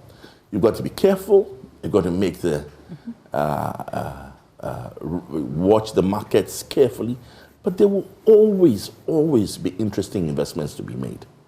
There are obvious areas that we could talk about. At this moment, any investment in that agric food chain is, all things being equal, a good one. Okay. When I say the agric food chain, I don't mean just taking a cutlass and a hoe and just going to weed. I'm talking about people who transport agric produce. I'm talking about livestock. I'm talking about people who buy agric produce at the harvest time and hold it till the, the lean times. And I'm talking about people who are investing in equipment and silos, that whole agric chain, obviously processing. So it's the most obvious investment. And if I had 10,000 cedis, my first thought would be, what can I do in that agric space? That would make sense, right? But that's not the only thing, because you got to remember that these are also very volatile times. Mm-hmm. This is also a time of very high inflation. So you got to think about two things. I want an investment that will keep my money, and I want an investment that at worst will minimize the effect of inflation on my money. And I'm not even necessarily talking about beating inflation, because at 50%, that's hard. It's hard to beat. I'm just saying I need to make sure that inflation doesn't eat away all my money. I want to make sure that in these volatile times, I'm taking the right decision. But the first and most obvious space is going to be the agric space. Mm. It's definitely going to be the agric space. If you had 10,000 cedis, first and foremost, look in the agric space. There are other spaces we can talk about, but the difficulty with the other spaces is that 10,000 cedis might not be enough to make much headway. Mm. Interesting. What is it for you like, Dr. Theo Champong? If I came to you as a friend and I said, look, I'm struggling, I can't even save, talk more of investing the money that I have. What are the ways in which you can prepare yourself for investment in a tough time like this? Yeah, that's a good question. And of course, the first thing has always been, or we've always been taught to live within our means, and you need to be able to live and have some little extra for you to be able to use to invest. But like Joe was rightly saying, there are opportunities, and opportunities actually do exist. But of course, it's all subject to one's risk appetite in that sense, and also how long you're prepared to actually wait for to benefit from the upside of those opportunities. So within the agri space, yes, but I think even if you're fairly more risk averse and you're not necessarily inclined to take on some of the more risk bearing opportunities, then a good starting point actually is still going to be some of the government securities. So particularly, I'm talking here specifically about the treasury bills. So within all the brouhaha about the government debt restructuring and the other exercise that they've taken place, individual holders or people who bought treasury bills are not or have not been affected And the government, even with the restructuring exercise, are still committed to honoring those obligations. So if you want a relatively pain-free investment, then in my point of view, the starting place really is the Treasury bills for that matter. But again, it's not really about making a return because where we are now, a lot of these investments are giving you negative returns. So at best, what you just want to do is just to keep the value or retain the value of those investments. And once inflation starts coming down, and if you look at some of the forecasts that are available and some that I've also been privy to, inflation should start coming down or moderating from about the end of the first quarter of next year. Then from that point onwards, you're looking at potentially getting some sort of positive return. But for now, really, it's really about trying to keep as much value of those investments as possible. And I think that a starting point could still be the government treasury bills. Others too are thinking of, or I've got some of my friends who actually have bought other securities, so particularly like gold. Others have also got USD or dollar-based investments, all about trying to retain or to keep value, and not necessarily about making a significant return on it. Yeah, you're talking about retaining value reminds me of the haircuts conversation. But, you know, government has modified the debt restructuring, domestic debt restructuring program. Now it includes individual bondholders, and it's extended the deadline from the 30th to the 16th of January. But there are many options to consider, like you said. The other side of this is there may be businesses, organizations that may want to take advantage of people who are hungry for investment even in these times. What are the things we should be looking out for in terms of genuine businesses or genuine places of investment?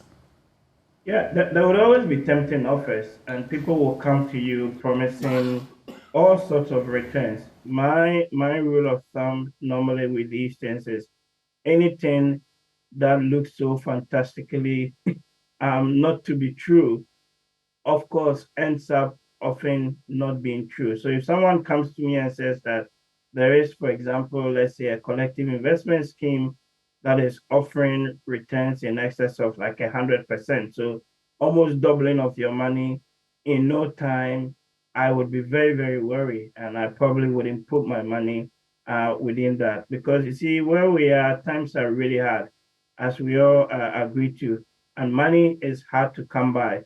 So, and it's very easy to use one's friends and people within their immediate circle to push through some of these very bad or even fake investment schemes. So we just have to be very careful. But anything that looks too good to be true, it probably is the case, and I'll be wary about that. I would rather put my money in the bank where we are now than to go and put my money in some of these, so-called high-yielding collective investment schemes for that. So we all have to be extremely cautious about how we go about making some of these investment decisions.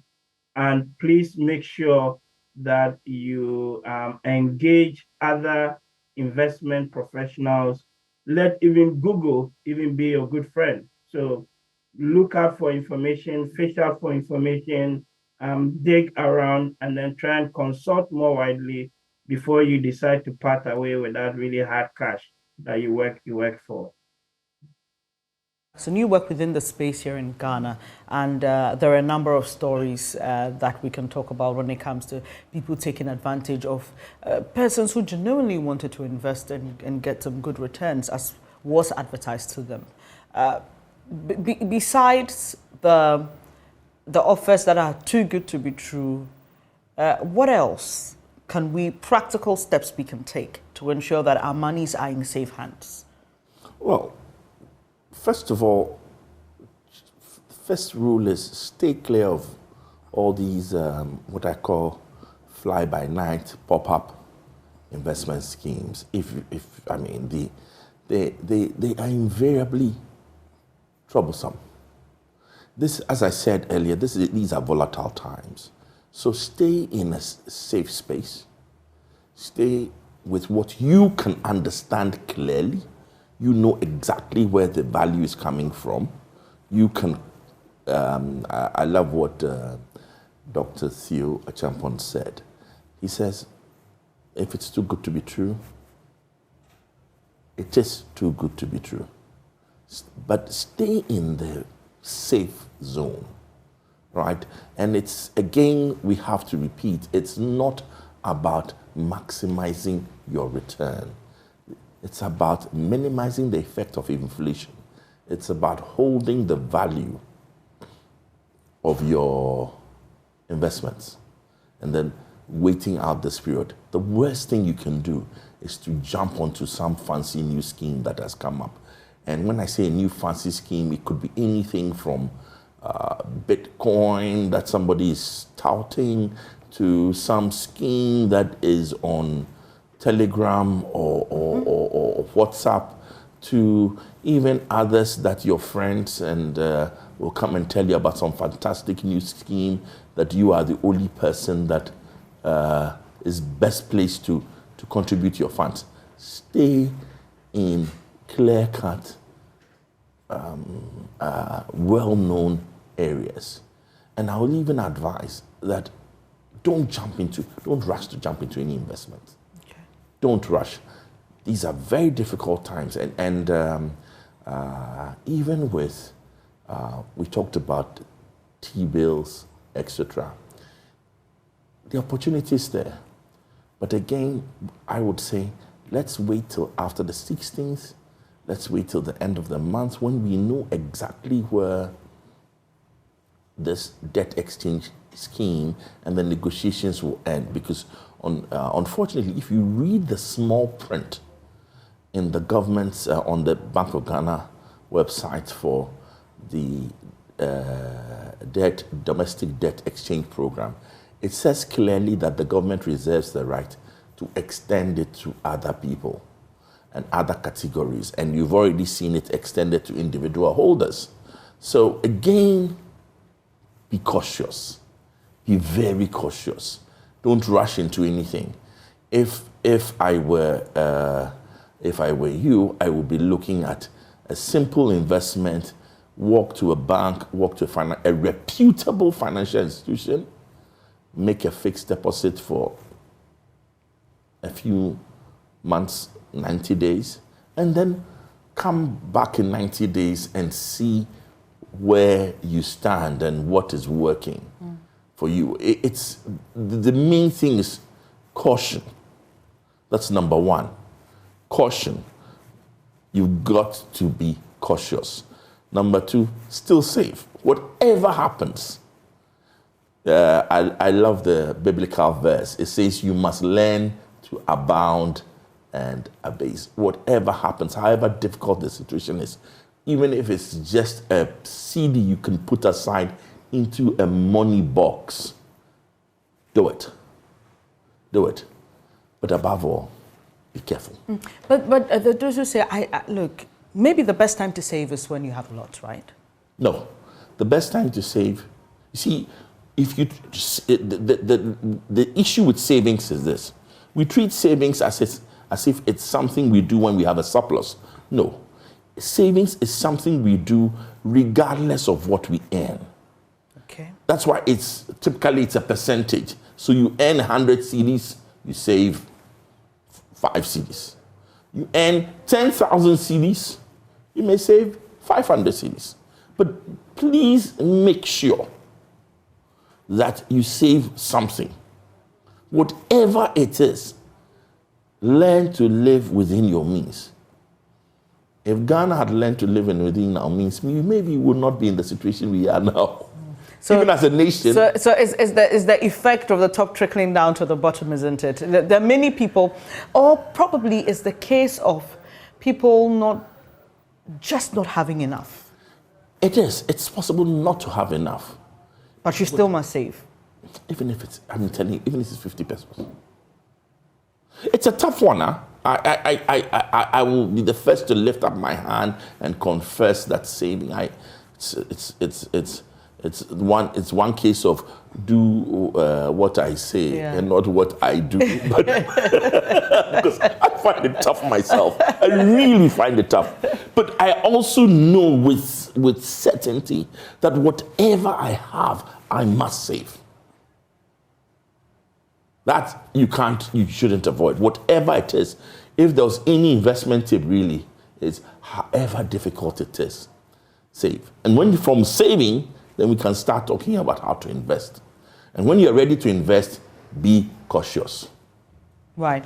So for those of you who think that we shouldn't be having this conversation because times are hard, well, you just heard Joe Jackson there. He's Director of Strategy and Business Operations at Dalex Finance, and he's actually telling you the best time to save is now, not only when you have an abundance. Obviously, you should save in all situations, but it's always best when you save now. Dr. Theo Champong, when Mr. Jackson was speaking, I'm just asking myself, do we have that discipline as a people? Have we been taught how to save? And so he's talking about, even for him, as somebody who is in the sector, who's been doing this, it's quite a difficult thing for him to do. How do we begin to encourage and inculcate that discipline and that behavior of saving in the younger generation? So you actually answered the question. You need to start from the very bottom up with our kids or with our children, and trying to encourage them not to always spend everything, but to keep something aside. But you know, it's a bigger problem, and this is why I do agree with the both of you that as a nation or as a people, often we have largely been living above our means. So our expenses tend to be more than what we get or collect in revenues, whether as a nation or whether as individuals. And what that then means is that often there's very little left. In street parlance, you may say we are just living hand to mouth. More. And that then becomes very difficult to save. But the thing I've also, learned over the years is that no matter what comes your way, if you're even earning 100 cedis a month, it is still possible to put aside 2 cedis or 1 cedi for the rainy day. And this is something that you see particularly work out with a lot of our women. If you observe, maybe growing up, our parents or our mothers always had some money somewhere, that they could use to be able to support us either in school or to do something. So normally at the tip of their cloth, they had something tied to it, and they could always get that. Or there were even all these susu schemes around that allowed people within the informal economy or setup to be able to put something little aside. That used to be the case. These days, you don't see it as much as it used to. But the starting point really has to be with our education system and us being able to push or teach our children not to live above their means, that whatever comes their way, they need to be able to put something aside. After all, the good book, the Bible says that we should go to the ant and learn from his ways. That when times are plenty, you put something aside, and then because definitely there will be the tough times. There will be the lean season, and it is in those lean seasons that you need to be able to tap into the reserves that you have. And that principle applies whether it's a country or it is us as individuals.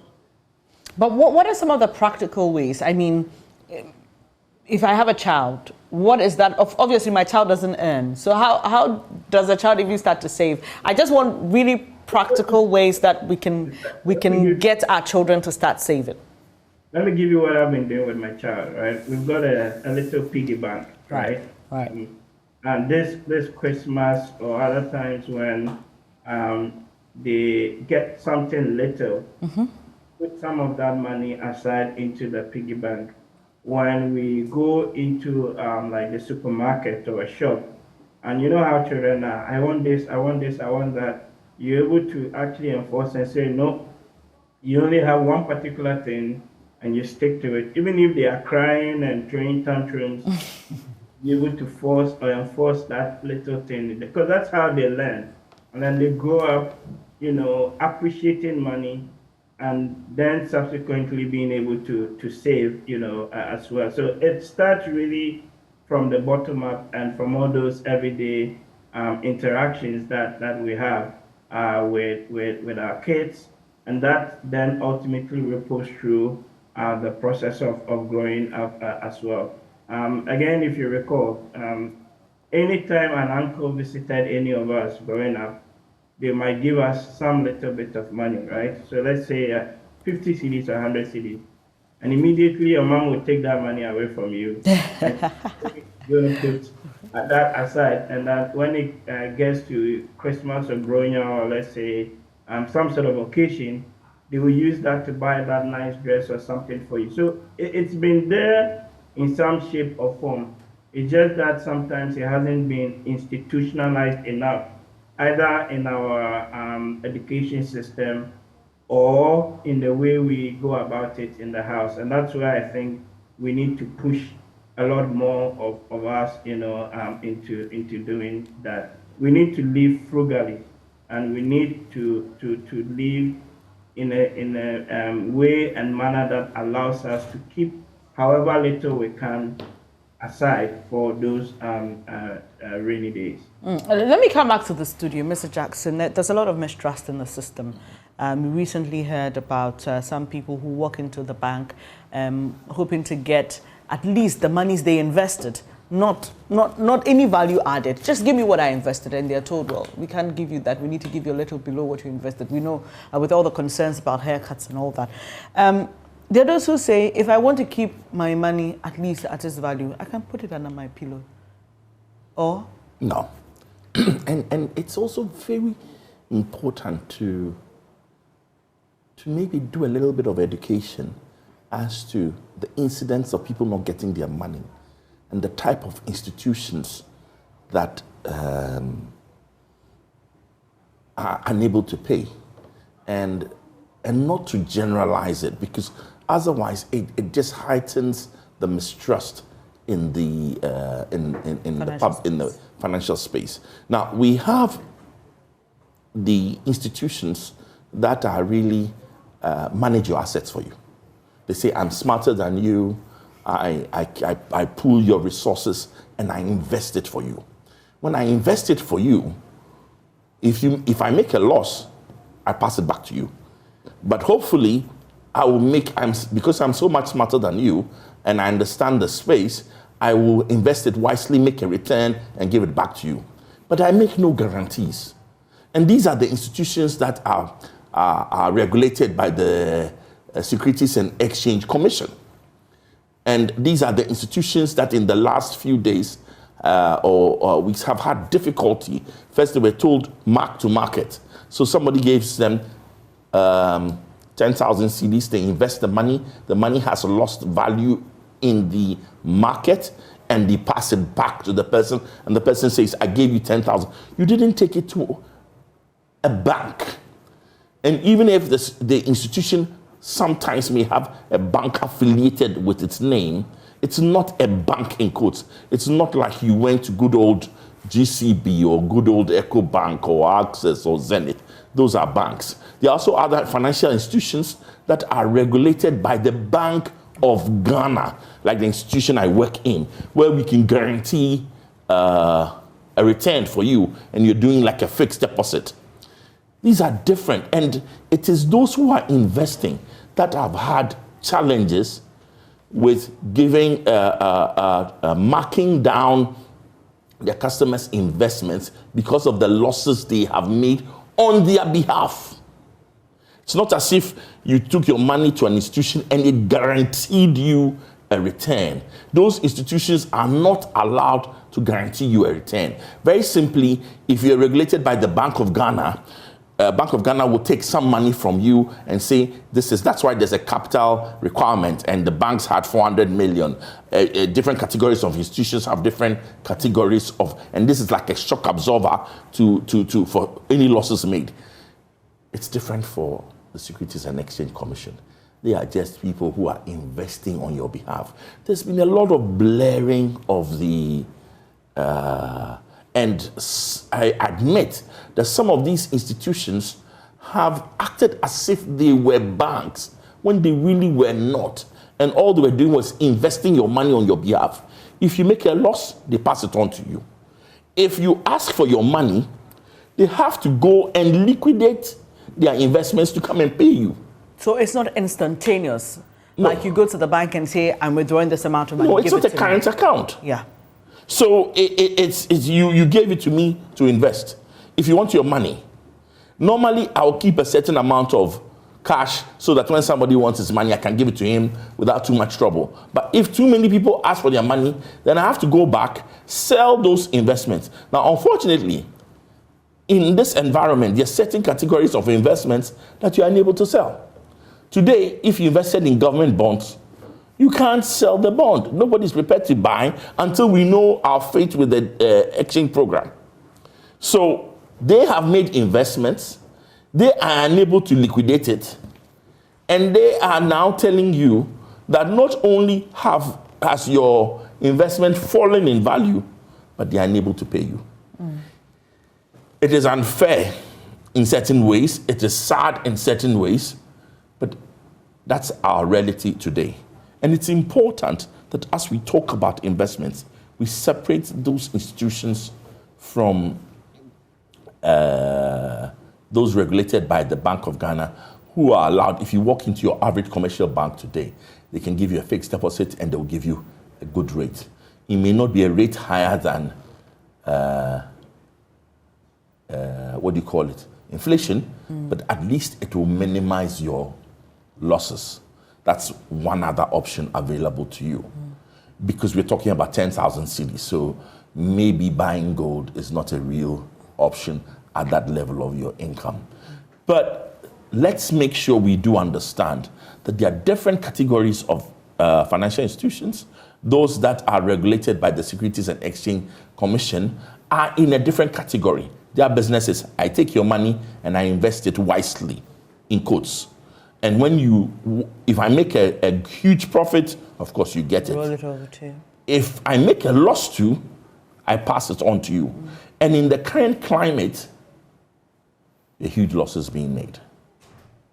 I'm happy you brought this clarity, because it's important, because most of the stories we've heard clearly indicate that people did not necessarily understand the kind of instruments or the kind of investments that they were making. Dr. Theo Champong, also on the bit of mistrust, while we're at it, how do we ensure that in getting ourselves out of this mess, we begin to get that confidence back, where people can trust the system, trust institutions, and hand their monies over to them for safekeeping and investment? Yeah, just to add a little to the last point that Uncle Joe made, that normally with any investment, at the within the fine print, there will be a statement that says that capital is always at risk, right? So it is possible to lose all of your money because people are just going to invest it, or your fund manager is going to put it on your behalf. Ideally, you want to make a return. But depending on the situation, depending even on the sectors that they invested in, you could always end up losing that money. And sometimes we don't read enough of the fine print. And also there is the issue of a lot of financial illiteracy within the system. You would be shocked. We did a study a couple of years ago where we asked a bunch of middle-class Ghanaians about 3 questions. One on the understanding of inflation, the understanding of risk, where you're asking 2 types of questions about compounding, and then there was another one that's just gone off the top of my head. And whereas many people understood kind of what inflation meant, the issue about risk and the understanding of like compounding was very obvious that there is a major problem there that we addressed. So we weren't then sort of surprised when people started putting their monies into some of these, Ponzi schemes, as they later on turned out to be. I wouldn't want to mention any names, but we've seen a few of them in the system. So I think the issue of financial education is extremely important. Using all the channels that's available to us, mainstream radio, TV, like what we're doing now, and also within the education system itself, so that people can appreciate what it means to actually invest, what the risks and the consequences are, especially with the plethora of these so-called collective investment schemes that have come. Many of them whom are actually not even regulated by any of the 2 institutions. So you would have Bank of Ghana, or if it's in the classic investment sense, your Securities and Exchange Commission. And a lot of them, or a lot of these so-called collective schemes are not regulated. And I wouldn't put my money in any scheme that does not have that sort of a regulatory assurance. So first thing, ask yourself is, the scheme that you're going to put your money in or join, is it regulated?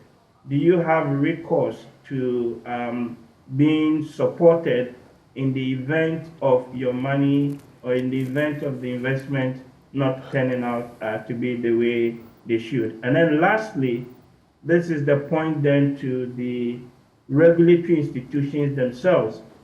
So here I'm talking about Bank of Ghana and then the Securities and Exchange Commission. I think they need to ramp up the public education campaigns as well. They've done their bit, and we saw them in the wake of the financial sector cleanup of crisis, deepen some of those engagements. But I think with a lot of the misinformation in the system about, like the debt restructuring exercise, and some of these very complicated or complex issues, there is actually an opportunity to further break down some of these technicalities and deepen the level of engagement that they have with ordinary citizens. And all of this collectively then would go a long way to ensure that we have trust in the financial system that we run in the country, because you don't want a run on the banks or a run on the institutions. That could actually really spell doom for all of us. Right, we've just been joined by Mr. Courage Buti, who is with GCB. Thank you for joining the program. So my 2 other guests have been sharing with us what investment opportunities are available even in these harsh economic times. Mr. Joe Jackson just spoke to us about the differences in these financial institutions that exist and what you should expect based on what exactly that particular institution does. Let me find out from you, any ideas on how we can invest even in these times, and where we can put our monies? Well, good morning to Joe Jackson. Good morning to you, Dr. Theo Achampong. And good morning to you, Madam Host, and of course, your listeners. Merry Christmas. And we all look forward to a brilliant new year ahead. The challenges we envisage notwithstanding. So, yes, it's a difficult time, we all know, especially in a country where it looks like all the investment laws seem to favor the sovereign. And in fact, if you look at the SEC directives or guidance, same as the NPRA and the many others, really, a chunk of our investment are supposed to be held with the government.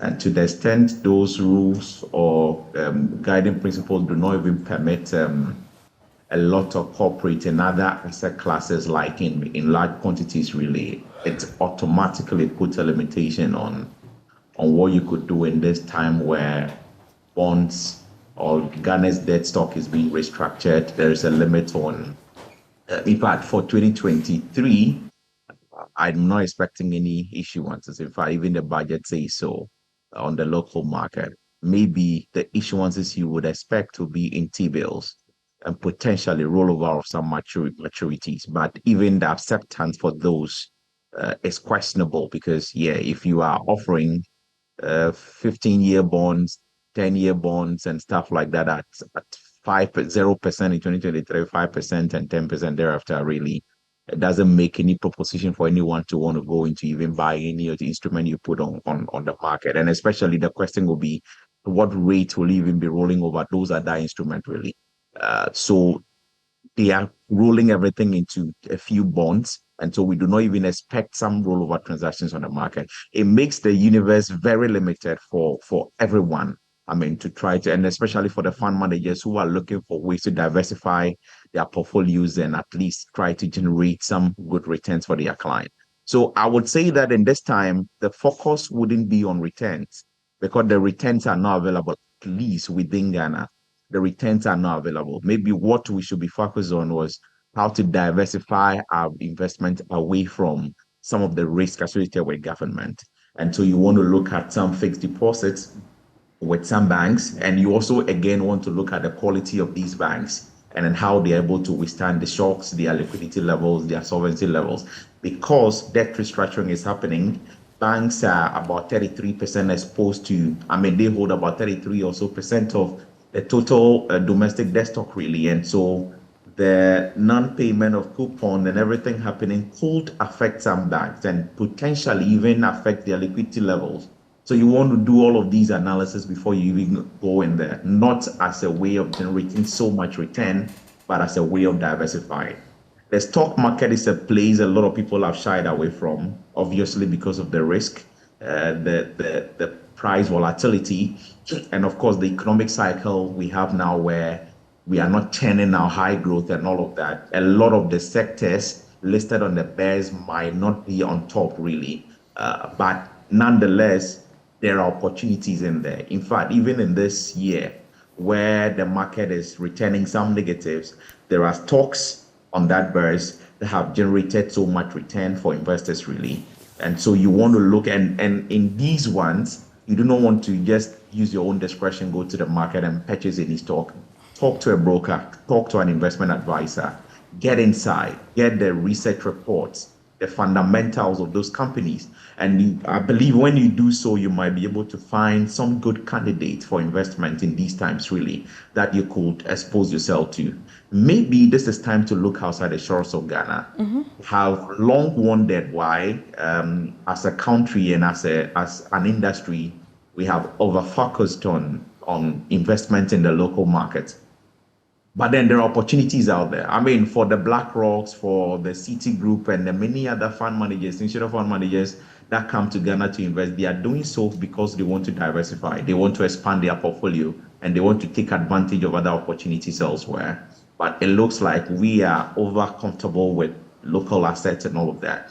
I do not know of any rule in SEC directive or anything that bars us from investing in other security, so long as you can do the arrangement where there will be a custodian somewhere holding your security for you, and the transfer charges make sense, your FX exposure makes sense, and you can calculate your risk and then be on top of your game, really.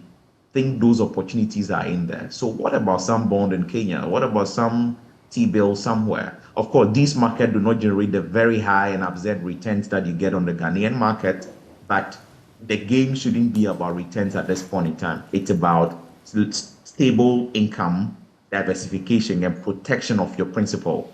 And so if we can find some quality sovereigns out there who are offering good deals and their fundamental sounds right, those are opportunities. And I think there are apps available now that can even allow you to trade in stock exchanges outside Ghana, really. And so we need to explore that. And again, do your best to talk to an investment advisor, get inside, get the proper advice before you go into some of these things.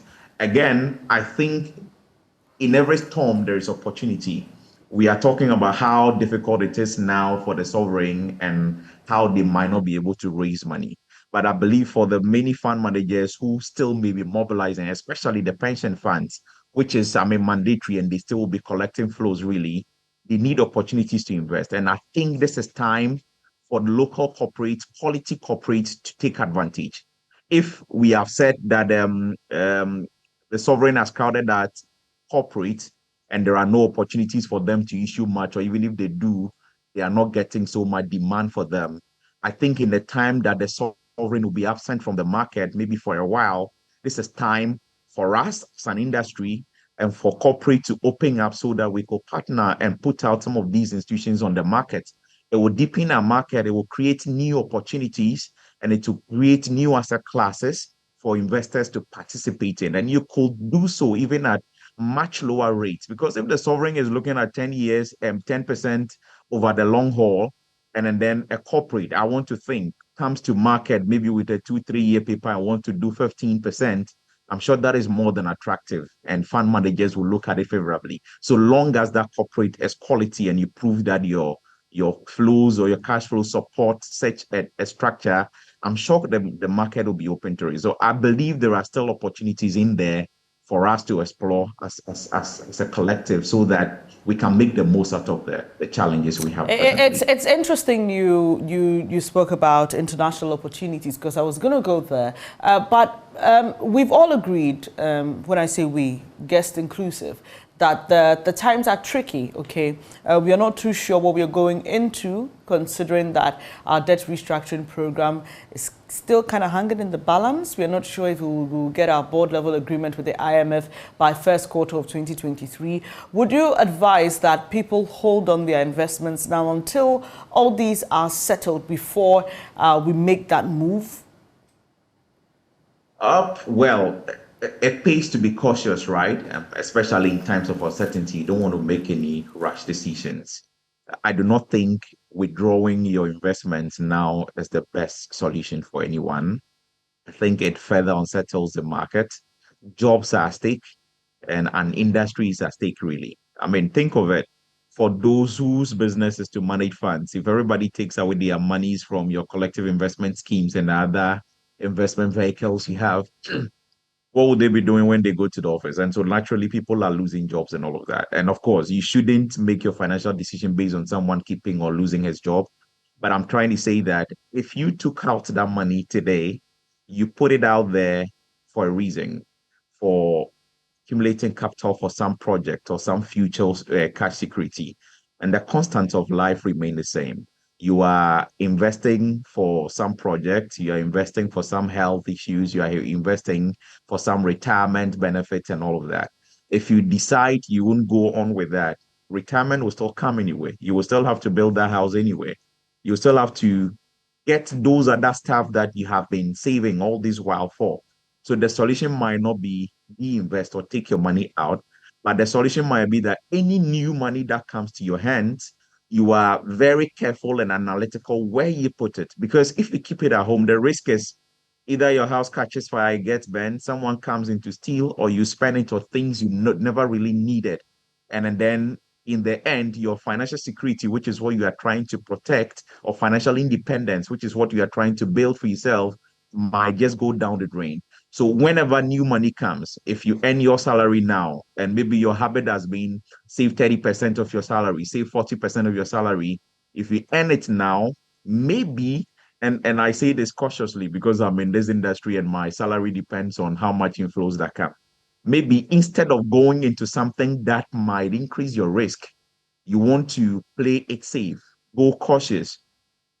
In fact, it's actually now quite difficult because even for individuals who are excused from the debt restructuring, you are affected. But can I suggest that if you are very comfortable with GOG at this point in time, and bonds are valued 40% their face value, 50% their face value, and all of that. And I hear now we've increased the number of tenors for the debt restructuring from the initial 4 to now, I think 12, which means that there could be short-term maturities. Yeah. And so let me just do this simple analogy. Assuming I have 100,000, I want to invest in some government or Ghana bonds. It is not attractive at this point in time, no doubt. But then those bonds, 100,000 worth of bond may be selling maybe at 30,000, 40,000 now, at most 50,000 based on the market prices of those bonds. And so if you bought at 40,000, you are holding out for something, maybe 100,000 in maybe 3-4 years time, and you are purchasing that at 40,000 now. So 60,000 becomes your return, not interest.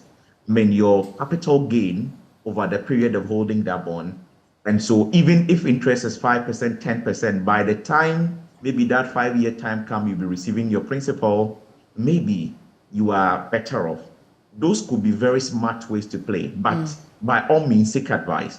Do not do some of these back of the envelope calculation in your living room and or your armchair and then spend your money. Please seek the proper advice and get full insight. But I feel that even in the midst of the storm, there are still a lot of things to do, except that we just have to be very calculative about it and then be certain what we are doing. Of course, you cannot be very certain with investment, but at least get the needed information that you convince yourself with that you've done due diligence before you go in there. All right, gentlemen, we'll be wrapping up the conversation shortly. So let me start my wrap up with you, Mr. Jackson.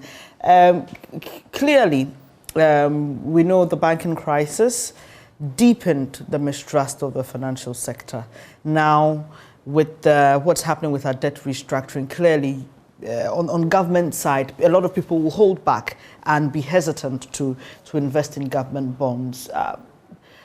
How long do you think it will take us to recover from this? Because I clearly see, even though we are trying by giving education, explaining to people the different financial instruments that exist, the type of institutions, what they are meant for, there will still be a bit of hesitance in the system. How long do you think it will take us to recover? It will take us quite some time, frankly. The damage done to especially the asset management and the fund management investment sectors are going to take, I estimate, anything between up to 5 years to recover. It's a lot of damage. It's a lot of extremely bad press. It's another blow to our financial sector when we're just coming out of the financial sector restructuring. This domestic debt, the domestic debt restructuring, the inability to pay that the fund managers are going through, the asset managers are going through, it's a tough one. It's a really tough one. And remember that even when the president spoke, he said it could take us up to 7-10 years to fully recover. I will tell you that I can't see any significant recovery for the next few years. If you are in the asset management, fund management space, you are in a tight corner. And unfortunately, the illiteracy means that it's going to hit you hard. It's harder to explain. But these are tough blows that the financial sector is taking. Talking about illiteracy, Dr. Theo Champong was the one who shared with us about that research they did for middle income earners who you expect will understand some of these things to a large extent, but it appears that people don't really get a grasp of some of these issues. And I'm glad that Mr. Jackson has taken us to, if you just joined the program, he basically explained what it means if you invest or put your money in an institution that is supervised by the Bank of Ghana as against the Securities and Exchange Commission, and what the guarantees are for the two. If you missed it, you can catch up later on Facebook or on YouTube. It's very important information you need if you want to be an investor. So for you, Dr. Theo Champong, what about lands? What about starting a business? I mean, I know we've spoken about investment in the Greek sector and investment in bonds and treasury bills. But what about starting a business? Does it make sense to start a business now, to say, I want to invest my money by having a startup which will yield me results, or even buy land? I started off by saying it's all based on the risk appetite, right? And the data also shows that, in fact, most companies are actually created in the midst of a crisis. If you look at during the last recession globally, the companies that were created, because, people are idle. And if you're idle, that's sometimes where your creative juices start, working. But then there are those that also just want to work and earn a paycheck and be able to put a little aside. So there are different categories of people here in that respect. Even with land, there's all the other complications with, ownership, and how do you ensure that actually the land that you're buying is already not being sold to 5 or 6 other people in the process. So for me, I think in these times, we've got to be very careful. And I would rather, if I had that 10,000, probably put it in a financial institution. But the point also is that it's going to take a very long time. I think at the minimum 5 years, but definitely about 10 years to really recover from this crisis. And again, let us be very clear that this particular crisis represents one of the biggest net transfers of wealth from the private sector to the government. In other words, we are pretty much subsidizing government consumption rather than what should have been the other way around. So, we are all collectively paying for the inefficiencies and some of the policy mistakes that have been made by the government in this respect. And that is something that I think is very important to stress on here, that for many of us who are caught up in this challenge, and those fund managers and investors, etc., basically what is happening is you are using your money, those investments, to subsidize future government consumption. Interesting. Courage Kwesi-Botti, you have the last word here.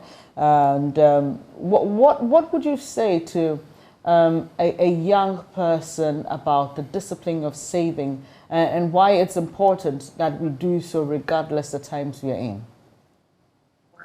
Yes, because you have your life ahead of you. You do not know what will happen the next minute. It could be sickness. It could be some loss of a relative. It could be anything at all. I mean, the reality is that you are not guaranteed you will get up tomorrow and go work to earn your salary. And so all you can do, and it's a biblical principle, that go to the ants, learn of their ways. And what do the ants do? In the season of plenty, they gather so much just so that in the dry season, or when we are in the lean season, they can feed on that. And that is really the principle of investment, really. And there is a hypothesis in economics. I'm sure my co-panelists are aware of this, the life cycle hypothesis, where your earning years are actually your early years and middle age. That is where you earn more. But it's the savings in those times that you would have to de-invest in your retirement or in your old age to be able to live that normal life if you want to sustain a certain lifestyle, really.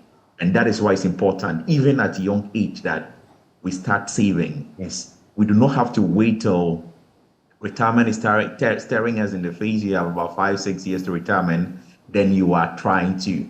I mean, you could save even 60-70% of your salary at that time, but the question is, will the time be enough to build that? But in this time where you are 20, you are 25, and you are working, you started working, putting away that 100 cedis, 200 cedis regularly and religiously will not only yield you interest, but compound interest over time, which will make whatever your total savings or returns will be over time quite significant and could take care of you in the times of uncertainty.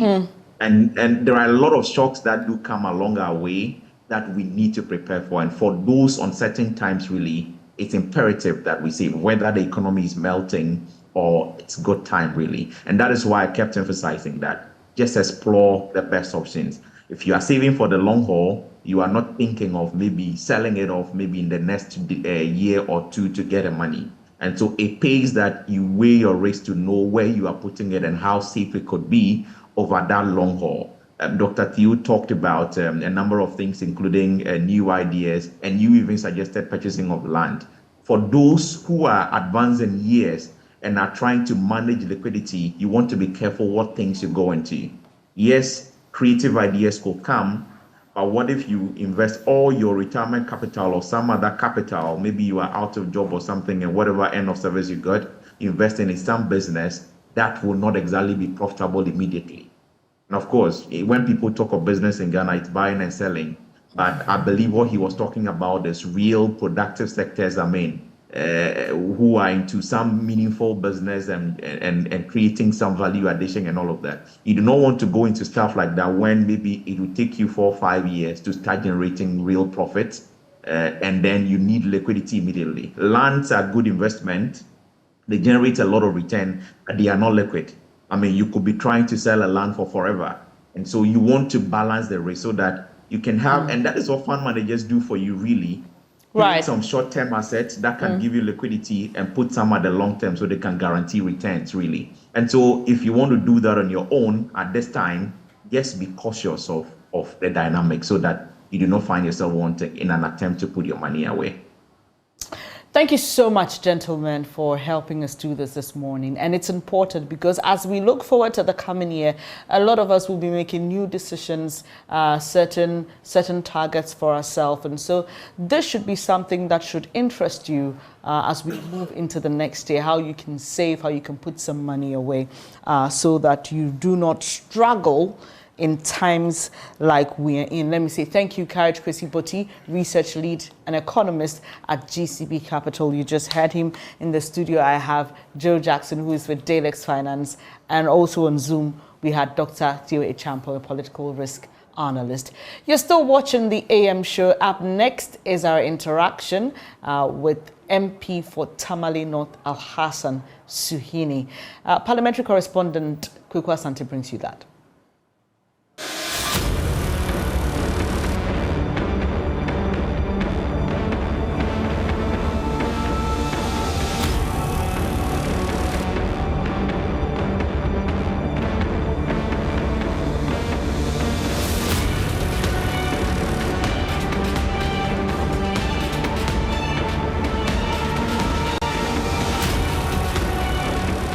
So thank you very much for joining us in this series of conversations with members of Parliament. As you may know now, Parliament is gone for Christmas break. They will be returning at the end of January to continue business. That will be the State of the Nation meeting, kind of, as the previous one, the one that just ended, has been about the budget presentation.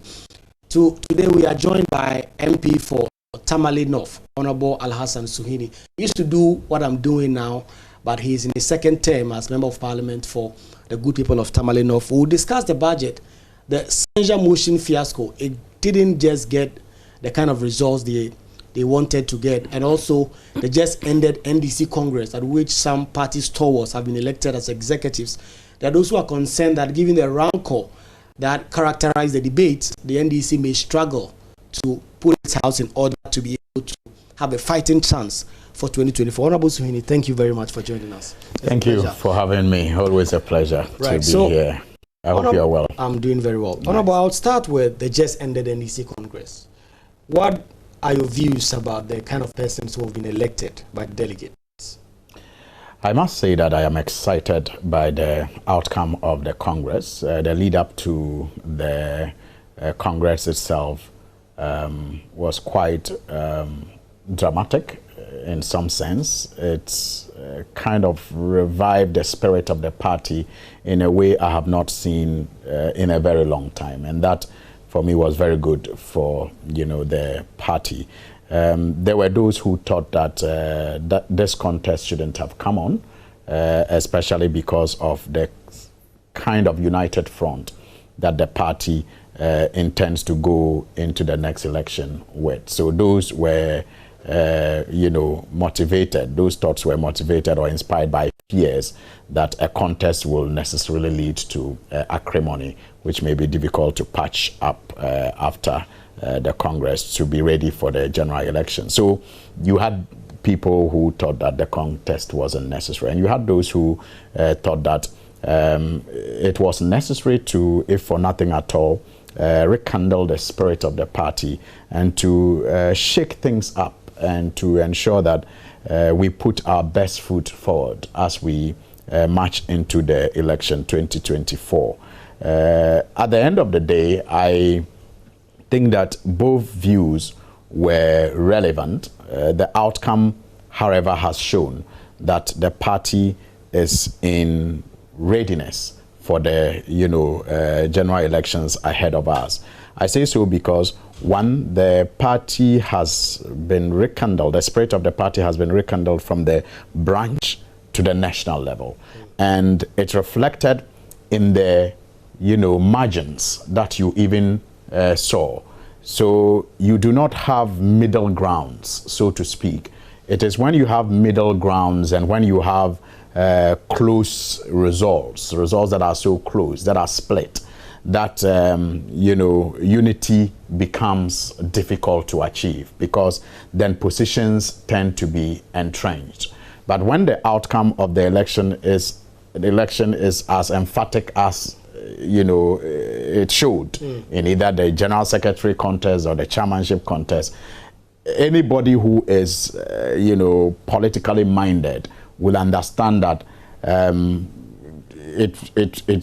his results or her results couldn't have been as a result of any unfair dealings, yes, or machinations. It's a popular view of the party, and if you are political in nature, you'll understand that you win sometimes, you lose sometimes, you lead sometimes, you follow sometimes. But still, people like Samuel Ofosu-Ampofo have genuine reasons to be concerned that they feel this contest was maybe unfairly tilted. In the lead up, there were some leading members from the caucus in Parliament who threw their weight behind General Mosquito. Indeed, there were those who said that the former president tried to impress on the general secretary not to contest. There were some also viewpoints that Ofosu-Ampofo was viewed as quote-unquote anti-Maham. I don't know what that necessarily means within the party.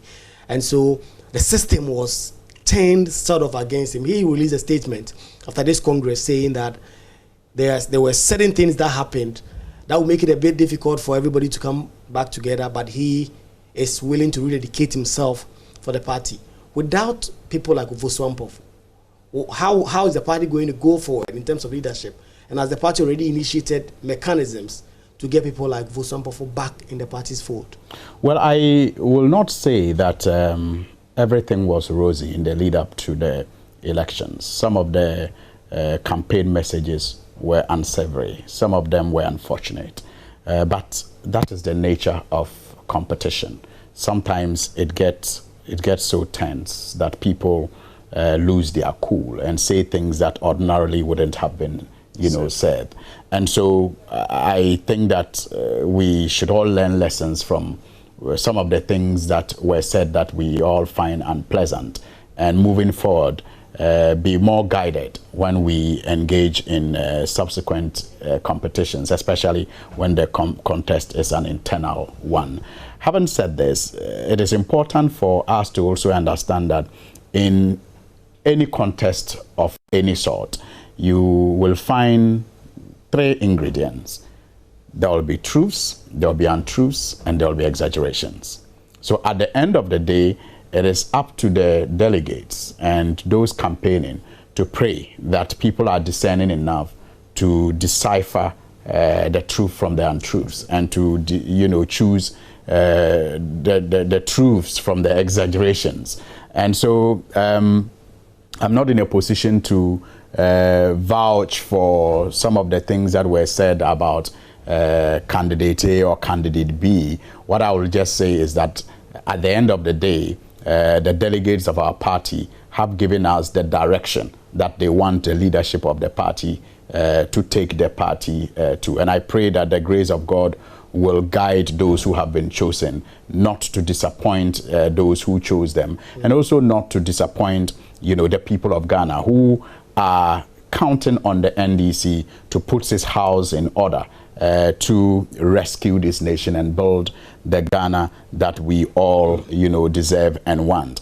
And as for members of parliament declaring support, I know that it happened for both candidates. Both candidates, especially for the chairmanship race, had some members of parliament openly declaring support for them. So it doesn't make it tilted, in favor of one against the other. On our platform sometimes, members of parliament platform sometimes, supporters of the two candidates went at each other, a couple of times, selling and marketing their candidates. So it's not, it cannot be an example of how the race was tilted, because you had some members of parliament. They are right. They have the right to do so. You also had some leading members of the party who declared support for General Mosquito, and some of them declared support for Ofosu Ampofo. At the end of the day, the delegates, who are the true owners of the party, the masses, have also accepted, the choice of the delegates. And for me, knowing the Ofosu Ampofo that contested this election, knowing that Ofosu Ampofo, who has, dedicated almost half of his life, adult life, full adult life, I'll say, but half of his life to the service of this NDC, he is not one to put impediments in the way of the party, especially when it is preparing for an election that is as crucial as this one is. I believe he's a bridge builder, and I know that he is going to be available, contributing, significantly to building bridges and to shaping the fight that the NDC will be taking to the NPP, all in efforts at rescuing Ghana and building the Ghana we want. I mean, talking about 2024, already there are people who are doing a matchup between your executives and that of the NPP. They take chairman in team, then they take General Mosquito. They take Fifi Kwete, then they take Justin Frimpong Kodia. Do you believe these are the men that are going to be able to sufficiently match up your colleagues in the NPP and be able to wrestle power in 2024? Well, to paraphrase from Dr. Baumia, that comparison is a match between a boot and a chalawit. Because, I mean, the weight of General Mosquito is such that you cannot compare. The team is very experienced. He contested 5 times and then he won. Yeah, I mean, within the New Patriotic Party, it took him 5 attempts to even win 1 election within the New Patriotic Party, not even, within the country. You're talking about General Mosquito, who is a 3-time member of parliament, decided willingly not to contest again. You are talking about General Mosquito, who has served the NDC as his general secretary for 17 years, and each time after 4 years went for contest and won massively. Talking about General Mosquito, who recently has just done what many thought was going to be difficult in grand style, with ease. And so clearly, if you put General Mosquito and Stephen and Tim at the Makola market, you know where the numbers will go to. I don't have to tell you. So that is a mismatch. If you look at Fifi Kwete, clearly, in comparison to, JFK, he's a novice. I mean, to put it, mildly, and with all due respect, he's a novice compared to Fifi Kwete. So it's a complete mismatch to do that comparison. But what I can assure you is that the caliber of people that the party has chosen for the 2024 general elections are the people that the party needs at this time. It doesn't mean that those who didn't win are not good or they haven't contributed significantly to the cause of the party over the years.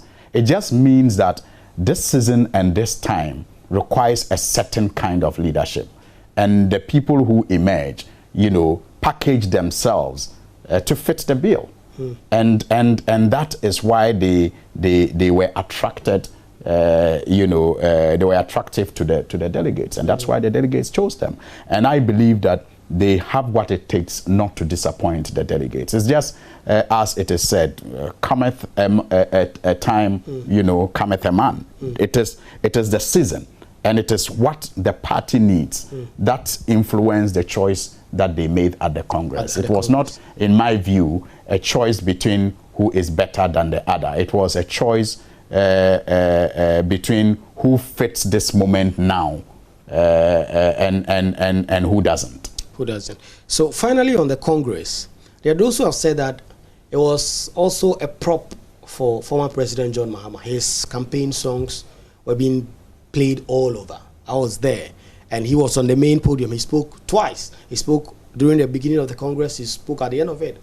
Kwabena Dufo was also there. He was sitting at the VIP. He wasn't made to speak. He was introduced once. There are those who have said that this was just one way also to just raise former President Mahama against other possible contenders, maybe lacing their boots to contest him for the flag bearership position.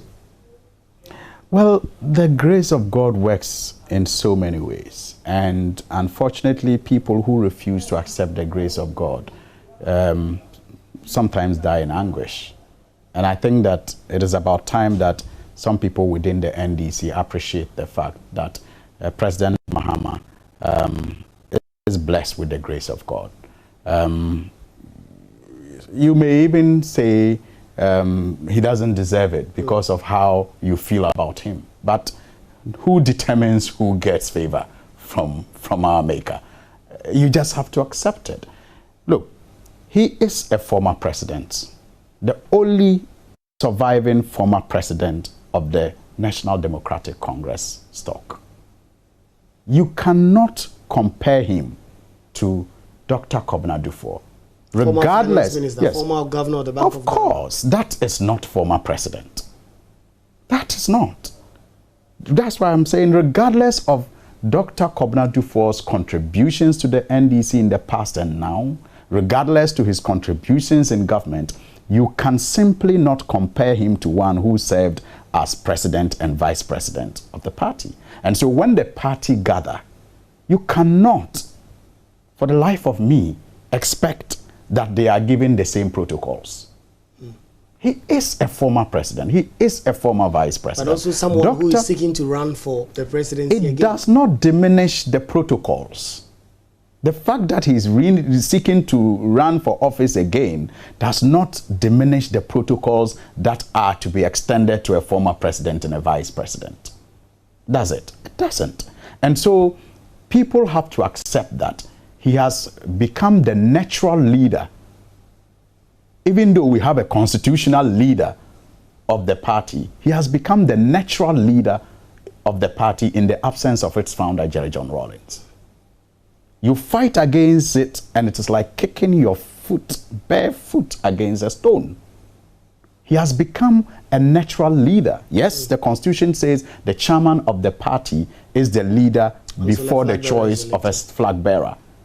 But, like I said, divine circumstances throw up leaders. And by divine, the founder of the party who could have been or has served for a long time as a natural leader is no more. And the only surviving former president we have from our stock is President Mahama. Remember, during the days of Professor Atta Mills after the 2000 elections, every time the NDC gathered, songs of Jerry Rawlings were loud. It gave way eventually to songs of Professor Mills. Even in the 2012 general elections, before the Idebi Keke song came out to upstage other songs of Professor Mills, songs of Professor Mills, you know, reigned. Even at platforms that former President John Mahama was campaigning to be elected as president. When we went to Kumasi as a party to endorse His Excellency John Mahama as our flag bearer for the 2012 general elections after the unfortunate demise of Professor Mills, at that Congress, whose songs were played? Did it mean that we were seeking to bring back Professor Mills from the grave? No. So circumstances just throw up leaders. And if you do not accept it, it is just going to, you know, serve as poison to you. So I don't think that it is deliberately staged, even if it is not, you know, deliberately staged. President Mahama has no match as far as the grassroots of the party is concerned today. So that is why some of us, he's the one. That's why, that is why, and you see, it is not about former President Mahama. It is about the NDC and it's about Ghana. Left to him alone, I'm not in his shoes, but left to him alone, I believe that he would have opted for a comfortable retirement because he has all his, you know, protocols and entitlements intact. Still, if he wants to live as a president of this country, he's going to do so comfortably. So if you find a man like that, still spending sleepless nights, traveling across the country, you know, supporting the NDC in the way that he has been doing, it should tell you that such a man is not a selfish person. Because a selfish person would have, you know, retired and just sat back and enjoyed the comfort of the office.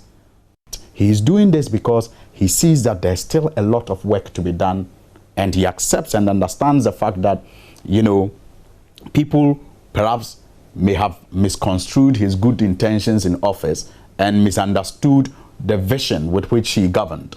And he thinks they deserve another opportunity to pronounce on his vision and to give him an opportunity to complete the unfinished task, you know, that he was given the first time. And so the masses of our party recognize this, and that is why they naturally gravitate towards him. And it is not as if some people have sat somewhere to deliberately tilt the scales in favor of President Mahama. He has simply naturally emerged as the natural leader of the NDC as it stands now. I take your point in that, and you made a post on Facebook, which you suggest that, of course, if after his tenure another leader will emerge, just like you've taken us through. At one point it was Jerry John Rawlings, became Atta Mills, and then him. So that is that. Let's come back to Parliament. The budget is just about getting approved in terms of its totality. The appropriation is set for tomorrow. You haven't taken any of the financial bills so far. The VAT and the e-levy amendment have all not come up. Your side have said that you are going to oppose them. But your side to have had cause to say that government should do this, government should build roads, government should build schools. There are significant concerns. For instance, at the moment, government is struggling to pay its debt. It just announced that it's suspending interest payment on external debts. These are some of the taxes government needs, so crucial to be able to pay these debt, to be able to meet these obligations. Are you not just putting stumbling blocks in the way of government, just as to frustrate them and make your path to returning to office in 2024 easy? First of all, this government over the years has proven to be the most reckless government that we have ever witnessed in the Fourth Republic. Reckless in every sphere of life, and especially in management of our finances. This government is on record to have borrowed more than any other government in history, taking our debt from a little over 100 billion to almost 500 billion today. Within record time, 6 years, they have been to the capital markets to borrow more than any government has done. And this government is a government in the Fourth Republic, in the history of the Fourth Republic, that has inherited tremendous assets. Assets such as the 2 oil wells, Sankofa and 10, that increased Ghana's revenue, generation sources from 1 that was Jubilee to 3. They also inherited expanded ports. They inherited the international airport expanded, where they had the opportunity to get more revenue. They inherited the sinking fund, money, just liquid money, just put aside for rainy days. They inherited, infrastructure that works to pay for itself, like the Atuabo gas and others. So they came into office not only with the goodwill that the people gave them, but also with some good foundation being laid.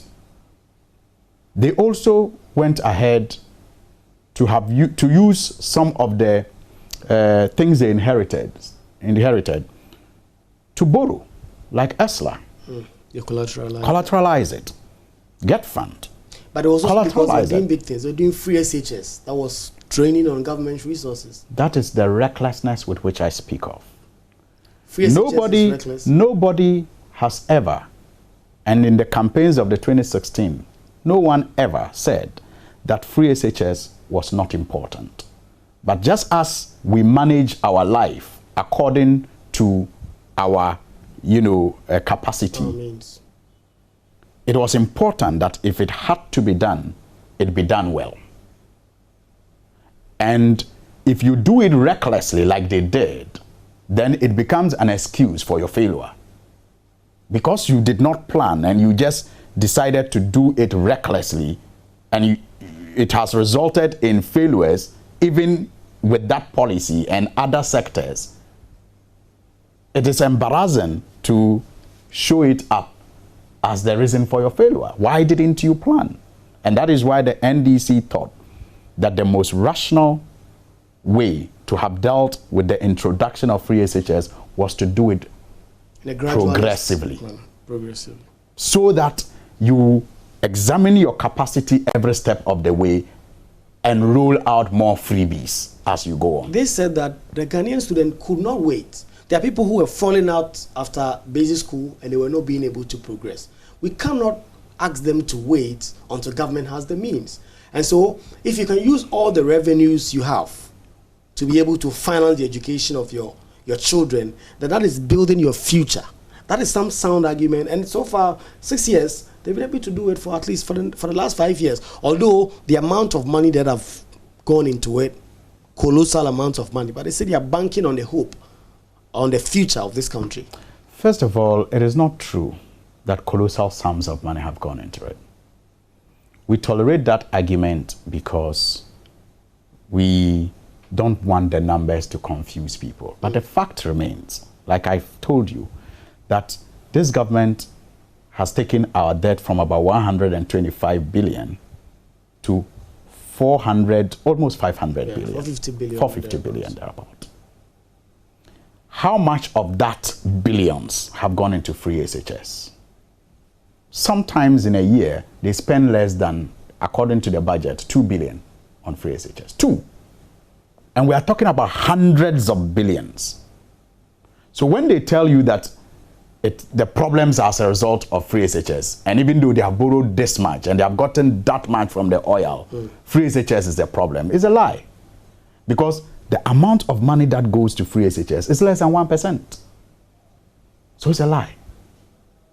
But even if you take that for argument's sake, how true is it that free SHS has come to solve the problem of illiteracy and people not having the opportunity to benefit from the education that they are provided? How true is that assertion? Today, Send Ghana and other NGOs are all complaining about the neglect that the basic level education is faced with today. Yeah.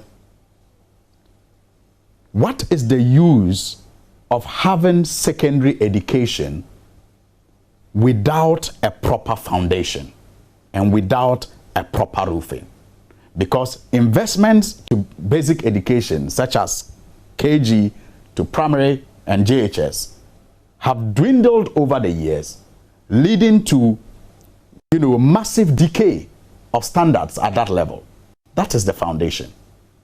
Tertiary is worse. Get Fund is strangulated because of the debts. It's choked and is unable to expand infrastructure in our various schools. So the schools are already congested, awaiting the graduates from the free SHS program. And no corresponding investments are put in there to take care of it. Lecturers are on strike because conditions of service are that bad. So you are deceiving the people that you are spending all the money at the secondary level, when the truth is that you are spending less than 2% of the money available to you at that level.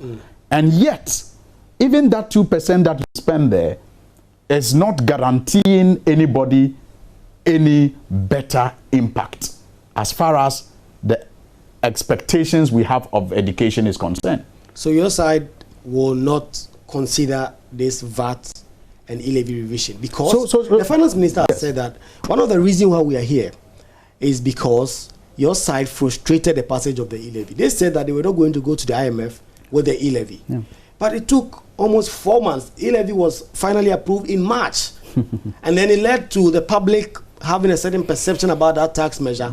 Then ultimately it's almost failing because it's not generating the kind of revenue government expected. And it dampened the investor confidence in the government's ability to raise revenue. Yeah, so I was making the point about how this government has been very reckless in every sphere of life, especially when it comes to managing our finances. And that was just to drive home the point that their problem is not with increased revenue.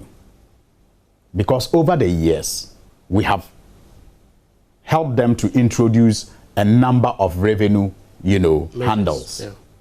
We have also, like I indicated, handed over to them a number of areas with opportunity to increase government revenue. So what's the problem there? The problem is the recklessness and the thievery and the corruption and the wastage.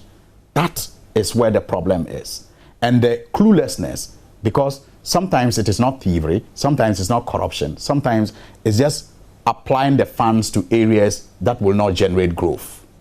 And that must be a matter of cluelessness when it comes to governance. For example, when you have money and you have a child in school, and instead of buying, textbooks for your child to study and paying your teacher well to take the child through, his or her education and providing teaching learning materials for the child, you decide to keep that money and use it to buy math sets and question papers for the child because there is some procurement value in it. I mean, even if you ignore the possibility of corruption in there, you can't ignore the fact that this must be the act of someone who is clueless about how to make a child better with education. So they have been that reckless in investing the funds that come to them, and that is why we are where we are today. When the sad thing, my brother, is that they are not even honest about their failings. And so you find them blaming everyone and anything except themselves. They will blame Ukrainian war, they will blame COVID, they will blame even the death of the Queen, but they will never accept their responsibility, as if they came into office to take no responsibility for anything. Sometimes it gets even so nauseating when they blame former President Mahama, who left office 6 years ago after all that he left behind for them. But that is their stock in trade. You introduce a policy measure, a tax policy measure that was unpopular from day one. That, according to all experts, you were told will not yield the results that you were expecting. All experts, NGOs, civil society groups, warned them. They showed arrogance and intransigence and stuck to it, got it passed willy-nilly, and then when it fails, they don't admit their wrong projections, they don't admit their intransigence and their arrogance. They find the NDC minority, you know, easy target to blame. They must show some level of responsibility, you know, even as they seek cooperation from the NDC. But clearly, they are living in a world of their own. And the point has to be made that their problem is not more revenue. When they ask the people of Ghana to tighten their belts, we want to see them also with belts on. But it seems to me that they don't even have belt hooks on their pants. And so we have seen them raise so much revenue in the past, and we have watched them waste it all. And we are saying that enough is enough. Look at the budget that we are considering today. How many vindications do you see in that budget? I'll just give you a couple. Road tolls are coming back. I'll just give you a couple. Yes, thank you. Road tolls are coming back. Who forced them to take it out? Didn't we tell them it was a wrong measure? VAT, that was Nanado's trump card to be elected as president, because he said he galvanized people through the Kumopreko March to demonstrate against VAT. He's now seeking 2.5 increase of that same tax handle.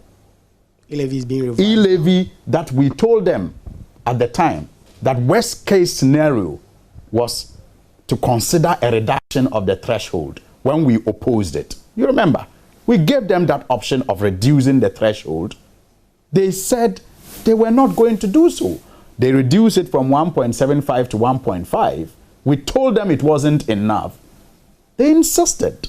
Today, they are bringing it back to 1%. Benchmark values. What didn't we tell them when they introduced those benchmark values? We told them it was not going to impact their revenue. We told them it was going to create confusion at the ports. I mean, we told them it wasn't going to impact their revenue positively. We have been vindicated. They are bringing it back. So they came not to govern, but to politic and to toy with long established traditional ways of, you know, growing this country economically. Look at the issue of misreporting. On the numbers, how many times did Adongo and Atuforsen raise the issue of the finance minister not reporting accurately, and thus showing a picture of a healthy economy?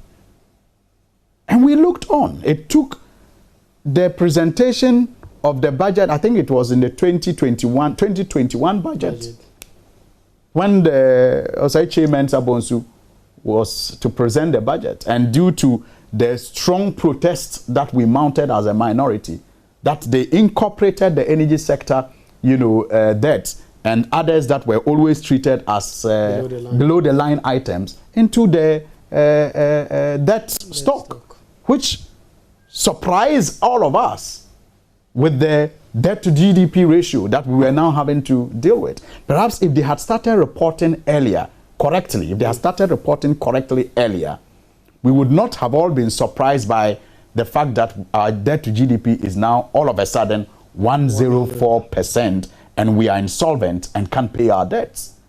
Today, they have started reporting accurately, and that is why we now all know that our debt to GDP is over 100%. So, a lot of vindications in that budget, but the intransigence continue, the dishonesty is continued. The man you blame for all of this is Finance Minister Ken Ofori-Atta. You tried to get him out through a vote of censure. It failed. Is that the end of the road? Are you going to just leave him for the next 2 years if the president is so minded to keep him? It's such a tragedy that, you know, the president still continue to show that level of faith in the finance minister, who, together with his economic management team, has advised him if they have been advising him and if he has been taking their advice, to plunge this country into the mess that we find ourselves. That is why His Excellency former President Mahama called for the dissolution of the economic management team and the removal of the Vice President, Dr. Mahmoud Bawumia, as his chair, even as Parliament dealt with the censure motion to get the minister removed. I think that, for me, seemed like a more holistic approach to a problem that we are faced with, instead of just dealing with only the finance minister. Yes, as members of Parliament on the minority side, we knew from the beginning that we did not have the numbers so required to remove the finance minister or to pass a motion of censure against him, because the constitution requires 2/3 of members of Parliament. And your colleagues told you they were not going to support you. Exactly. So exactly. But you see, we from day one discussed these because we thought that something had to give. Somebody had to be held responsible for the mess that we found ourselves in. And who better than the man that we had some level of control over when it came to yes, parliamentary oversight. Were you surprised that these NPP MPs, 98 of them, the majority leader later said that it was something the caucus entirely agreed on? Were you surprised that they did not support you to get the censure motion through? I was disappointed. I wasn't surprised. I thought it was possible, even from day one when we began the process. I thought it was possible that they would be whipped, they would be cowed, and they would be, they would develop cold feet. I thought so. But I was hoping, against all hope, that they will stick to their guns and demonstrate the level of patriotism with which they started their calls. But I was heavily disappointed when, in the end, they cut out to whatever pressure I'm unable to tell. Some say it was political pressure, party pressure. Others attribute it to the involvement of some businessmen and others. We are unable to tell what really happened. But my disappointment, I'm sure, is in line with the disappointment of many Ghanaians, especially the constituents of these MPs, who first raised their hopes that they were going to fight, for them. I thought it was a miscalculation on the parts of these MPs to have joined their colleagues to boycott the motion when it came to the voting. And I believe that many of them will suffer the consequences, especially during their primaries. Because one, the President Nana Akufo-Addo has shown since he became president, and even before that, when he was leader of the MPP, that he's an unforgiving person. And so you go against him and he fights you to the floor. And so they are going to contend with their, open aggression towards him in their internal party primaries. I can bet my last penny that they will. And then they will also be faced with the betrayal of the trust of their people who were expecting them to carry this fight through. And so I won't be surprised if many of them pay for that miscalculation and that wrong judgment call they made to boycott the motion of censure. But we on the minority side, we feel proud. We are happy that we're able to deliver our 136 after the machinations of the court to reduce our numbers to 136. We're able to deliver that, and we are proud. We will forever be remembered in history as the MPs who made the effort. So is that the end of the road? For now, we are still considering other options that are available to us. And I'm sure that when the caucus decides on the next step, it will be communicated. Right. So we've been speaking to MP for Tamale North, Honorable Al-Hassan Suhini. We've been speaking about the budget, the censure motion fiasco, and a number of key national issues, including their party's just ended National Delegates Conference that elected Johnson Esedin Kwetia as national chairman, their former colleague in Parliament, Fifi Kwetia, as general secretary, and a host of other people. He says that he believes that this is the team that will lead and match the NPP boot for boot. Boot for Chalawate. Boot for Chalawate, in his words, ahead of that 2024 crucial election. So, Honorable, that's we are grateful that you made time to speak to us. It's the end of the year. If you have any message for your constituents. Well, chekankuzang chango kapohe tamale nof zaha nangban yene tenanamata dal fakpamba ntepahte manamam ntebanama na ompahmi alafe kachekate biale ya chankata idadua nyala demparete tenabwara idadua pam kabwara yuwumso na one ne song so kamzaha. As we approach the new year, I wish everyone, especially the Christian community in the Tamale North constituency, a very happy, jolly, Christmas and a prosperous new year, a year without the burden of e-levy and an increase in VAT. So that is how we will end this conversation. I'm grateful that you made time to join us. My name is Assasante. Have a good day.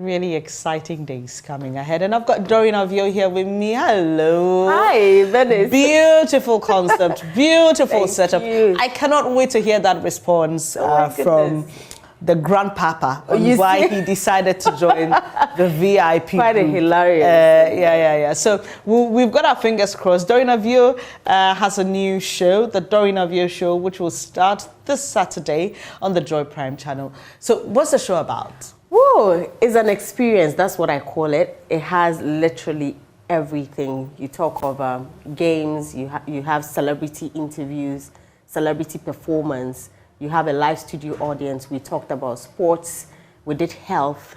It's like a combination of everything, and we make sure that it's definitely part of our lives.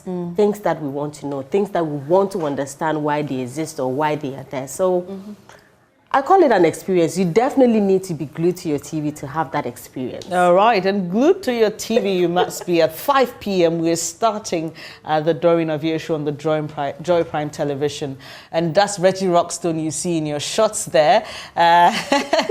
He will be telling you why. And Doreen, you need to explain what's happening there. So I see 500 CDs, game over. Why is this gentleman in a dress? All right, so with the Wheel of Fortune, literally, like you spin it, and wherever it falls, so you can make money, you can win some prizes, maybe from brands and all that. Unfortunately, this man there, when he wheeled, it fell on something that he's supposed to change, get dressed like a woman and come back on the set and continue. So that's a hard one. Yeah, so he had to go back. So for instance, that guy is called Frank. So when he came back, we had to change his name to Franklina, and that's again there. Right, it gets exciting by the day. And for those of you who don't know, Doreen Ovio is my colleague here at Multimedia. She works with Hits FM and on Joy Prime with Joy Entertainment. And this is a really well thought through show. And you haven't seen anything like it, trust me.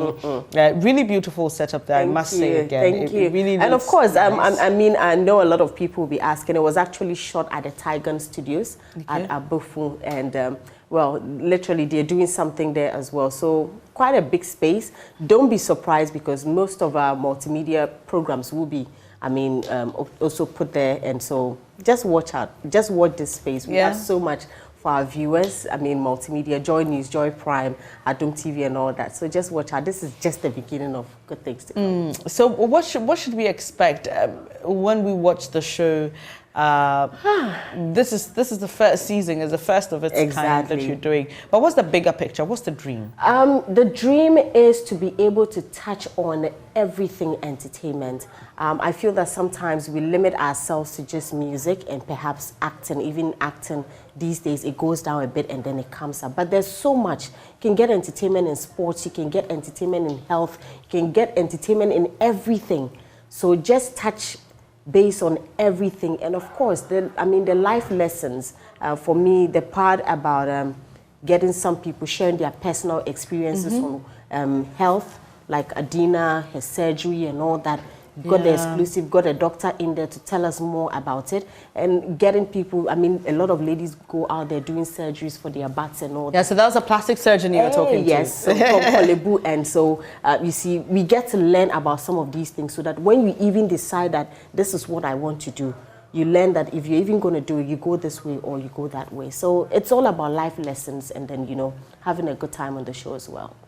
So look, this is an all-round 360 show put together by Doreen Avio. It's called the Doreen Avio Show, and what she wants to give you is the experience. So join her on Saturday from 5 p.m. on the Joy Prime channel. Joy Prime can be accessed on your digital television. It's free to air, and also on DSTV. Yeah, Joy Prime is on DSTV, and so you can just access it and watch Doreen Avio bring you the Doreen Avio Show. Thank you, Doreen, so much. Thank you so much, we wish you all the best. Thank you so much. And you can hook up with Doreen on social media. Yes, you have on to. Facebook. On Facebook is Doreen Avio. On Instagram, Doreen_Avio. On Twitter is Doreen Avio. Please, I'm not on TikTok. I don't know how to use it.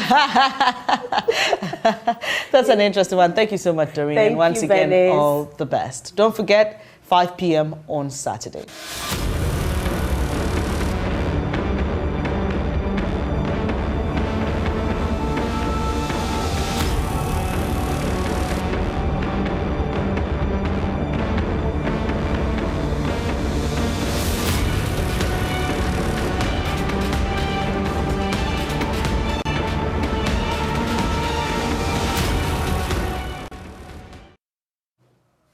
This is the AM show with me, Bernice Abu-Baidoo Lansah. The Ghana Revenue Authority wishes to inform the public that persons wishing to apply for tax clearance certificates should do so online or download the Ghana Taxpayers app on Google Play Store or the App Store. Applicants who visit the taxpayer service centers will be assisted by officers of the authority to apply.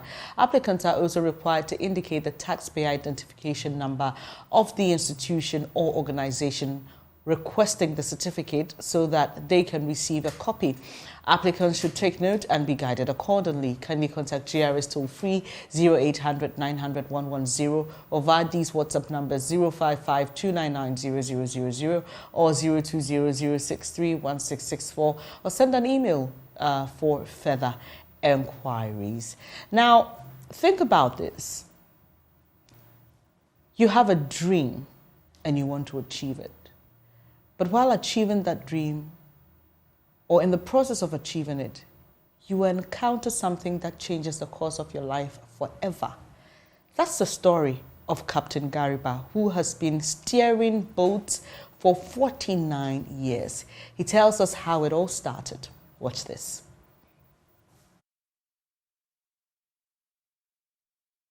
Meets 68-year-old Johnson Gariba, the man who steers the popular Dodi Princess 2 that cruises Lake Volta. He's been steering boats for 49 years. This is his story.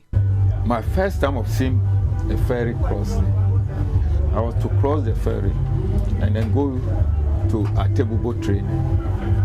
When I saw the boat carrying big trucks, then the one who steers is an old man.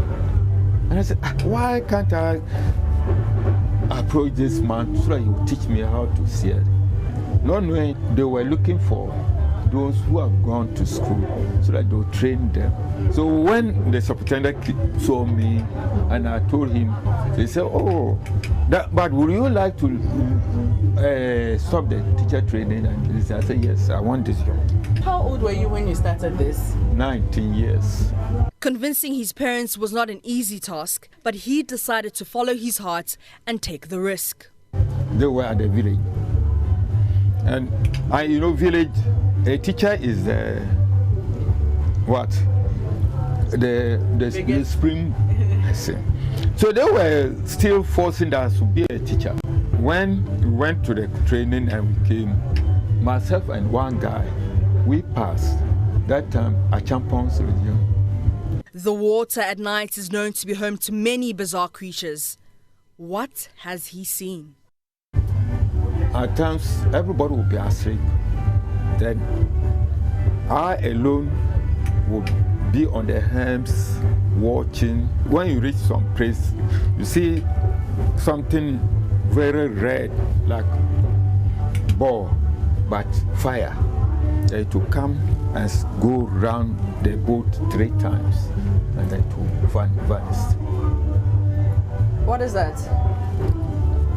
At times, when it happens like this, I feel something within my body. Then within this, and then I'm okay.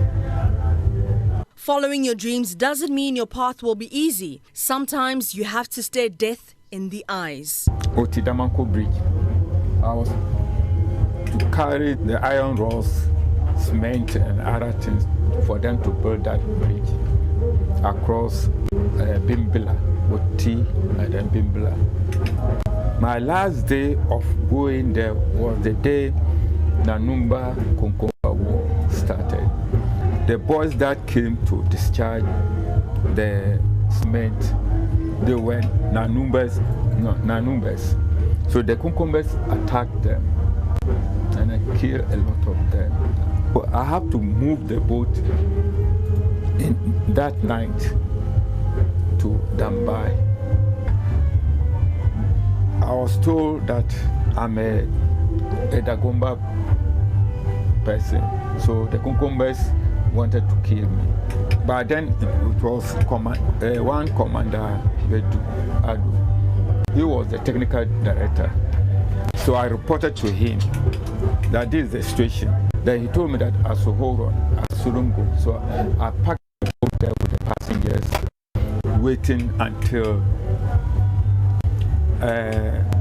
the call came back that they have instructed soldiers from who to go there and take guide of me. Even after retiring, the water keeps calling him home. Immediately I retired at Domi Bridge. They were doing renovation. They brought ferries from this in Netherlands. I was called to come to go on the ferry. After I finished the ferry, then I went to Hajj. I came from Hajj, then Volta Hotel called me to come and handle this Dodi princess. So still. So even when you're at retirement, the water called you back home? And this is your home? Yes, the water is my home. Next year, Captain Garuba celebrates his Golden Jubilee, and this is how he wants to do it. If you help me to write a book. Okay. The water has buried dreams, stories, and bodies. But Captain Garuba's story stays afloat as he sails the calm waters of Lake Volta.